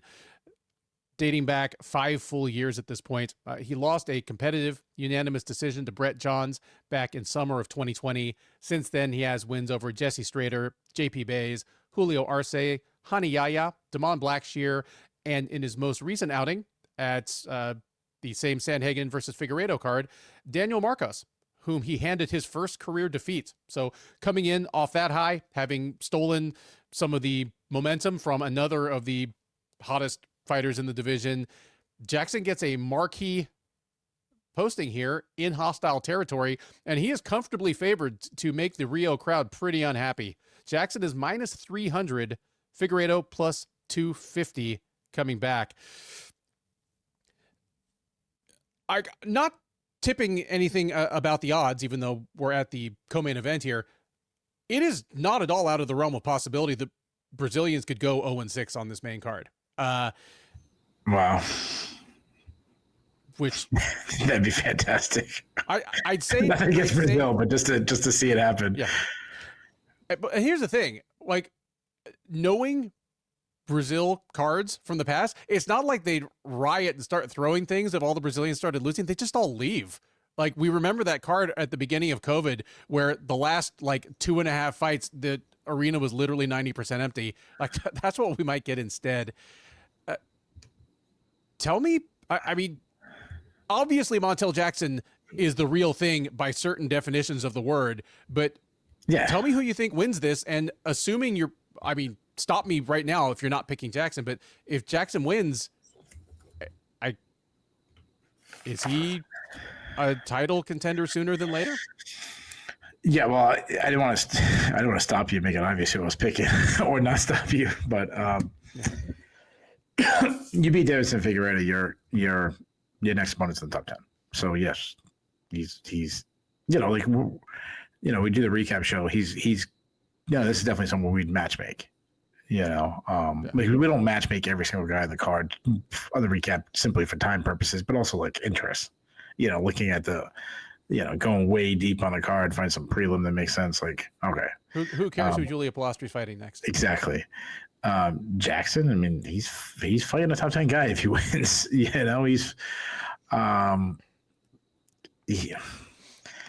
got a tough test. I mean, Figueiredo moving up to bantamweight, I believe it saved his career because his athleticism and his speed was declining, and you simply can't lose speed at flyweight. It's like watching fights on fast forward, like watching on like 2 speed. He's talking about Figueiredo. He's a pressure counter striker. He uses feints to draw out attacks. He's a slip and rip striker. He needs to up his volume, though. He throws a lot of single strikes. He did it especially at the end of his flyweight career. That helps his cardio, and he has kind of like learned this new art of pacing yourself to make it a slower fight that so many veterans at the twilight of their career kind of extend it. The problem is you need your opponent to cooperate with that. He can fight out of both stances. I've said this before. He reminds me of Vanderlei Silva, where he's a hold your ground, just kind of throw wildly, land hard shot, trust my chin, trust my hand speed, trust my power more than what you can do back to me. His punches are loopings. So you're telling me that Montel Jackson's kid is going to knock him out at the end of the fight? Oh, jeez, don't do that. What a shitbag that was. It was terrible. Yeah. Yeah, like I don't want to see. I mean, bad enough I want to see MMA fighters box, but I don't know how old Vanderlei is. What, 50s? Is he 50? He's probably right around 50. Yeah, around 50. Like a 50-year-old guy getting knocked out. I don't want to see him box bad enough to see him get knocked out, sucker shotted by some guy. Like, come on. Not that he's an innocent bystander in this either, but still, like, come on, guys. I don't know, where was I? Where was I before you rudely interrupted me? Think I never do to you. So like he throws these looping punches, so they land from weird angles. Some of his best punches are when he gets hit with a small grazing shot, but then he lands the better, cleaner shot. His He's best when he kind of cleans it up, though. He's got a good straight right. When he shortens it up, we've seen that a little bit as he's moved up to bantamweight. He's shown power at bantamweight. I mean, he dropped Marlon Vera. He likes to attack the body, which I love. He started throwing a lot of elbows inside when he gets in close range, which is super impressive. He can strike. He's always been able to, one of these guys who can strike off his back foot or when backing up. Defensively, he keeps his chin high, even in his like prime. And I'm not like saying he's shot or anything like that, but I mean when I say prime, I'm talking about when he was the champion. Even then, he ate shots. He likes to close the distance and be chest to chest against the cage. It's surprising, but he's been wrestling a lot more at the end of his career. We usually don't see that with guys because wrestling's hard to wrestle more than they did in their prime. He's good at getting his opponents to open up with shots, to start swinging back at him when he throws big shots and then duck under something, get to the hips, drive through a takedown. When he's from distance, he sometimes will shoot on the outside without a setup. That's when he doesn't get the takedowns. He's a wicked defensive wrestler. I mean, go back to the Brandon Moreno fights. Moreno took him down a lot. Though Moreno, I've said this before about it, he's such an underrated grappler. He struggled to get off the bottom too, which is an issue. He struggled with the bottom against Moreno. He struggled with the bottom against Sandhagen. But he is a good grappler. He can catch a submission. I've had a lot of notes about Figueiredo because when you go championship fights, you got to dig in. They give you more time. So I understand. I've been talking on him for a long time. He can catch a submission. He loves head attacks, guillotines. He caught Tim Elliott with a guillotine, Alex Perez with a guillotine. He's got some slick back takes. He's been hurt a lot, though. I mean, Moreno hurt him a lot in their fight. Sandhagen hurt him a lot and hurt him in the last fight. He's gone 25 minutes so many times, so going 15 minutes is no problem for him. I am worried about his durability, though. So I should say, cardio-wise, I don't know if his body holds up 15, I should say. Dude's 37. And he just got injured in his last fight against Sandhagen and didn't really take a long layoff. So I am concerned about that. Now, Montel Jackson, he's a huge bantamweight. He's probably more built like a flyweight or even a lightweight. He's long and lanky, southpaw, very explosive. He's got good boxing, keeps everything tight inside. He throws hard, straight shots down the pike, clean 1-2 combinations. He's good at hand fighting, grabbing hands, and throwing shots down the middle. He's got a beautiful fade back left hand. He has insane power. I mean, he's got crushing KOs in his career. Ronnie Yaya, Damon Blackshear, Jesse Strader. He will close the distance and use his size to grind his opponent in the clinch against the cage. He likes foot sweeps inside there. He can wrestle. I mean, we saw that against JP Buys. But a lot of time it has to do with him just being bigger and stronger than his opponents, that he can just outmuscle them. He has been taken down in the past, but it's been a really long time where he's kind of struggled in the takedown defense. If taken down, he will get back up quickly, but one mistake he does is he'll give up his back. You don't want to do that against Davis Figueiredo, but he did show great submission defense against Ronnie Yaya, obviously a huge submission artist. And if he's on top, he's got those big hands. He's got the hard ground and pound. So I just said the last fight was a passing of the torch fight. I think this is same category. This seems like this is which is the passing of the torch, but it's sad that these Brazilian legendary fighters get to come home to their country and they get sacrificed to these up and comers. I just simply don't think Figueiredo is still an elite fighter anymore. I think his durability and speed might be gone. I think he's been on borrowed time and he's been able to disguise it. I don't think he's going to be able to disguise it against Jackson. I think Jackson's ready to show that he's elite. I think he catches Figueiredo early, and I think he does something we haven't seen happen to Figueiredo I don't think really ever or a really long time. I think he gets finished early. I think Jackson puts him out in the first round. I'm so confident, even in enemy territory, even with a big step up in competition, biggest name in his career. I'm so confident. I'm making this my lock of the night. Lock it in. I know negative 300 doesn't really get people paid. Throw it in whatever parlay you're doing. Throw Jackson in with it to help get you some more money. That's my lock of the night. And how are you picking it then? I take a Jackson first round knockout. I'm not seeing any reliable props for Jackson, specifically by a knockout or specifically by first round knockout. But even just tightening it up to, less than 2.5 rounds brings Jackson down from minus 300 to like minus 160. So, if you are the investment type and you like Keith's advice, which I'm about to echo in all significant aspects, consider that prop there. Because, yeah, we and again, this is a pretty wide line. And this is one, unlike Luque versus Alvarez, where there is a plausible route to victory for the underdog. It would require a serious tightrope walk by Figueiredo, because he would have to wrestle Jackson early, and he'd probably have to get an emphatic enough takedown early that Jackson is, I hate the word shook, but like kind of taken out of his game plan and forced to adjust from the first 60 seconds of the fight going forward. Like that's what it would take for Figueiredo to pull out one last great win.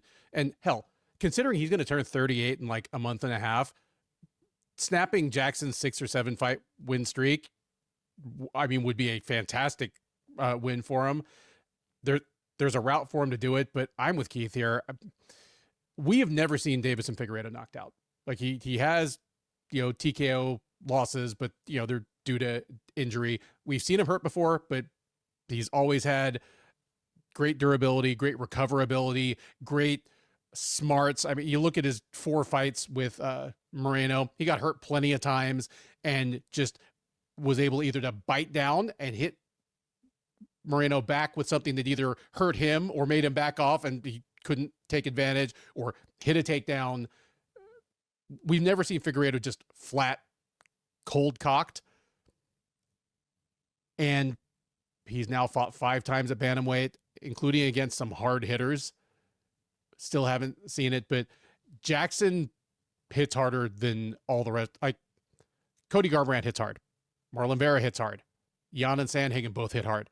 Montel Jackson on a single shot for single shot basis hits harder than any of those guys, and fights in a style that gives him chances to put that power on people's chins. I'm with Keith here. Not a passing of the torch so much as the taking the torch and hitting the guy over the head with it, but I'm going to go with Jackson by first round knockout as well. And for what it's worth, I'm saying knockout, not TKO. I think we might see something spectacular here. With that, we come to the main event of UFC Fight Night 261, a matchup between former champ, living legend, beloved fighter Charles the Bronx Oliveira and late notice opponent Mateusz Gamrot.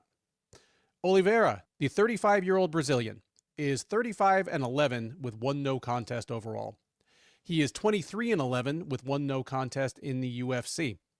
He started his career at featherweight, or trying to make featherweight. He had infamous problems making weight in that division, and whether he was on weight or not, was maybe the most inconsistent high-level fighter in the UFC for years. He moved up to lightweight, and that's when things kind of flipped a switch. He is 17-7 with 1 no contest above featherweight in the UFC, a run that saw him, again, turn a corner, become champ, defend the title a couple of times, and insert himself at least into kind of the top 10 list of the greatest fighters in the history of that division. Things have not fully regressed to the mean, but he's taken a couple of losses, and he has alternated wins and losses for his last 6 fights now, dating back 3 full years. He's coming in off a loss. He fought Ilia Topuria in the headliner of UFC 317 back in June, taking on the former featherweight champ for the lightweight title vacated by Islam Makhachev. He was pounded out in half a round. So he'll be looking to bounce back from that, confirm himself still a factor in the title picture, maybe end up fighting for a title again sometime soon. He had been scheduled to take on Rafael Fiziev. Fiziev fell out, withdrew from the card on the 19th of September. We had 4 very quiet days when a division normally full of big talkers got real quiet. But when the dust settled, it was Gamrot stepping up to take the challenge.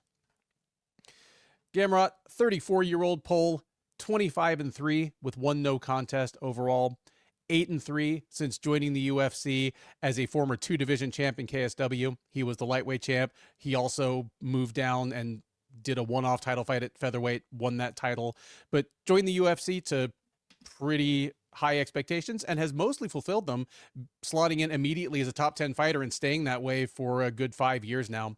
He's coming in off a win. He fought most recently at UFC on ESPN Blanchfield versus Barber back in May, where he won a unanimous decision over Ludovic Klein. So he's stepping in here short notice, again, coming in on basically 2 weeks notice to try and put a serious feather in his cap, ruin a hometown appearance for one of Brazil's most beloved fighters. And there haven't been many of these on this card, Keith, but this one is close enough that I'll actually quiz you on it. Your favorite is -120. Underdog even money +100. Who are they? Oliveira is a favorite. It's actually Gamrot. Well, Gamrot is -120. Oliveira +100. I kind of alluded to off, the top that as awesome as this main event is, and for what it's worth, I agree with you that as a matchup, I like this better than Oliveira versus Fiziev. The fact that Gamrot is coming in on this short of notice, specifically being the kind of fighter he is, probably affects this fight. If these guys were fighting in Vegas on a full 10 or 12 week camp, I think Gamrot might be a bigger favorite than he is here. But this is... Yeah, probably. I mean, this is a combination of Oliveira having had this circled on his calendar for a long while, and Gamrot being basically a wrestler and high output striker coming in on short notice, knowing that he's a guy that puts out a lot of energy over 5 rounds. Yeah. I mean, give me your thoughts. Like, tell me if you think I'm out of my mind with that assessment, and then tell me how you think this fight goes. No, I mean, obviously having a full camp is always going to be better for somebody than having a short camp, especially who you're fighting. You're fighting Charles Oliveira. It's going to be an action fight. It's Charles Oliveira. It's not going to be slow paced. It's not going to be, a distance point fighting kickboxing match. It's going to be big shots. It's going to be big kicks. It's going to be crazy scrambles. It's going to be Charles Oliveira fight. So,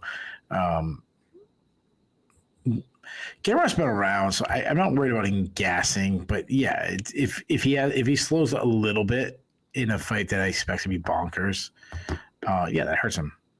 Going into enemy territory hurts him. Having to obviously cut the weight hurts him. Shorter notice to cut the weight, everything. Yeah. As far as this fight goes, dude, this fight is awesome. I mean, any Charles Oliveira fight or any top 10 lightweights is a good fight. Charles Oliveira, I mean, he's such a good athlete. He's huge for the weight class, which I always say I know, which is crazy, being that he was a former featherweight. He's long and lanky. All right, here you go. You talk about people that could fit the category of like sweetheart people who are also violent. How do we not forget the guy headlining this card? Charles Oliveira. Oliveira's, I mean, he's definitely got some of it, but he has a little of that Alex Pereira thing where it's not his fault, but he's a little intimidating just sitting there. Yes. And I think him not speaking English, if he had broken English, he'd come off a little more, I don't know what the word is. There's something lovable and cuddly about a guy like Khabib, Marab, or even with the accent. Francis Ngannou, like the scariest man on the planet, just him saying, "Oh, this is sucks." You're like, Yeah, like remember when Khabib was saying, this number one bullshit. He was getting mad, but then when he says it, it was like, that's so funny. And he didn't, it's great. Yeah. Send location. Yeah. All guys, send location. I'm not sending you my fucking location. You're terrifying. Exactly. I mean Houston, but don't come down here. I don't want it. But Oliveira is, obviously he's a legendary action fighter. When you think of, if we had a category of just action guys, Oliveira's he's on the Mount Rushmore. He's getting in. He's in the club. He's a good kickboxer, great output on the feet, accurate, nice long crisp jab, got these tight hooks. He throws hooks, but they're tight. Everything's inside. His left hook is his signature blow. He uses it to check, but also he has good power with it. He hurts guys with it, and he has deceiving power. You think of the guy, you don't think of a power guy because the way he's built, but he never really loads up. He tags so clean, and he hurts guys time and time again. He has tremendous step in knees, great kicking game. He batted Justin Gaethje with teep kicks. Not the most defensive sound fighter. Due to his Muay Thai style, he's like, a stationary target, standing tall right in front of his opponent. He's been hurt so many times, more than I can count. You do have to have concerns based on his last fight being, knocked out by Ilia Topuria.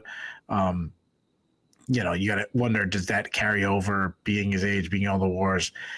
But also, it's like, Topuria knocks everybody out. Like, it is what it is. Do those long legs. He is open to calf kicks. He will close the distance and battle in the clinch. He's such an underrated wrestler. He has taken down so many decorated wrestlers, more decorated wrestlers than him. And he, whether it's body lock takedowns, he can land some throws. He doesn't mind getting taken down himself. He's a bad defense wrestler, but if you take him down, you're playing with fire. He can. Yeah, obviously, what I mean by that, if he gets on top, he's got mean ground and pound, but that's not really what you're worried about, which you should be, because he beats the shit out of people with his striking from on top. But if you take him down, you're worried about his submissions. He's the greatest submission threat in UFC history. He can catch a submission in a literal second, and he can catch it at any moment in the fight, whether it's the first second of the fight or the last second of the fight. He can sub you. He locks it a sub, it's over. Nobody can sub someone quicker than Charles Oliveira. If he's on his back, he also can sweep you. He can go hard for all 25 minutes. He's not going to let up. And he's so mentally strong. He's been battered, hurt. He still finds ways to win. We've seen it time and time again. He's been in so many big fights, so much experience, big moments, being in front of a crowd. These moments won't get to him. Gamrot's also a big lightweight. He's a tremendous athlete, southpaw, good footwork, technically sound on the feet, cuts angles really well, way better striker than people mention. He's a technical striker on the feet, switches stances in mid attack, tight boxing, quick hands, accurate, loves to get to that mid range area where he unloads, but also in that mid range where he's comfortable that if he's getting hit back, he can shoot in, get to the hips, get the takedown. He has underrated power, but he hurt Holtzman, he hurt Sarukian. That's obviously not what he's known for, but he's you think of more of a technical striker, and I mean he can crack a little bit. He did eat some shots from Sarukian and Kutulazzi in their fights. He hated the pressure from Dan Hooker, so you can kind of make it more of a brawling fight. You could have success against him. He will close the distance. He uses size really well in the clinch. Just being annoying in the clinch. He works every position when he's in clinch. He's kicking his opponent's legs. At one fight he was standing on their calves when he had someone pinned against the cage. Just annoying guy. And he's an incredible wrestler. So good again to the second level. So good at cutting angles. Dives through the hips. The only time I saw him struggle to get someone down was Neil Dariush, but that seems more like an outlier than the case with him. He will sometimes shoot too far away without a setup, and because of that, he'll get stuck under with a sprawl. But if he gets to your legs, he's so good at grabbing a single leg, running the pipe, great at winning scrambles, great in the scrambles. I mean, him and Sarukian, going back, I mean, it was a long time ago, but their scrambles in that fight was, oh my God, that was for a highly grappling. And I'm not anti-grappling, but for a highly grappling fight, that was one of the most entertaining fights I've ever seen. Mm-hmm. If he ends up on top, he's smothering top game. Though he's not the best submission artist. He'll go for leg locks, which I hate. He does use them on the bottom to kind of create a scramble. If you try to hold him down, he's hitting Grammy rolls, which I love. And he showed great cardio in his 5-round fight against Sarukian. So this fight is incredible to me. Like I said in the build up, in the intro to the card, I think this saves the card. It is. This might be the best fight in the UFC that's currently scheduled. Stylistically, not name wise. I mean, obviously that does have name value too, but with Charles Oliveira, but just fun and what's going to happen. I mean, what is a better fight that is currently on the books scheduled right now than this one right now? Off the top, I mean, I know I'm doing it off the top end, and we'll throw out to the people in the comments. Throw out a fight that you're looking forward to stylistically. Don't give me Tom Aspinall, John. I mean, like one that is currently booked, or at least rumored, but we know it's happening. Like the only other one that stands out to me, and it's because it's rumored, is Pantoja versus Josh Van. That's fantastic. Like, I mean, I do like Aspinall versus Kaan that we're about to get, but okay. I'm more excited for this.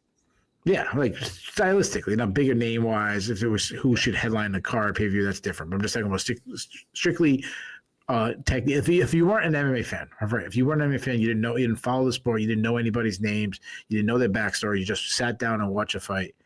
This fight is going to deliver. Yeah. I really want to take Gamrot because he's more technical on the feet and he's the better wrestler. You said Brazilians can go 0-6 on the card. I agree. There's a very good possibility they could go 0-6. I mean, they could go. No, I was going to say they can go 6-0, but that's unlikely. But this is Brazil. Oliveira in Brazil. I think we get an all-time war. I think both guys will have their moments on the feet and on the ground. I think we're on the edge of our seats the entire fight. I think we're like amazed by some scrambles and Gamrot got out of the submission and now Oliveira's on his back eating elbows, and I think it's going to be insane. I think everything is going great until Oliveira hurts Gamrot on the feet. I'm going to say he does it late in the fight. He gets a finish, follows up, drops him, follows up with strikes. Give me Oliveira by 4th round TKO. I love the breakdown there. I love the pick. It's going down as an upset pick because Oliveira is the slightest of underdogs as of this time we're talking. I mean, obviously, we started doing this show, again, right around 5 years ago, right around the time that Oliveira was turning the corner into that incredible stretch run that he's had over the last few years. So I know that old school listeners of the show are done hearing my Charles Oliveira rant. They don't need it anymore. And you recapped it beautifully. But yeah, even some of the things that we think we know about him aren't quite as straightforward. Like, yeah, if you point to one main weakness that Charles Oliveira has, now that he is no longer a mentally fragile guy that, wilts when things go bad. Like, technically, the only thing you can really, really point to is takedown defense is lousy. And even that, it's not like it's that bad. Who are the people that have really badly out-wrestled Charles Oliveira? There's Islam Makhachev, who badly out-wrestles everybody. Yeah. But even Sarukian, who, I mean, if at the very least we can say that Sarukian is dead even with Gamrot in terms of being some of the best wrestlers in the division. Sure. Sarukian took down Oliveira.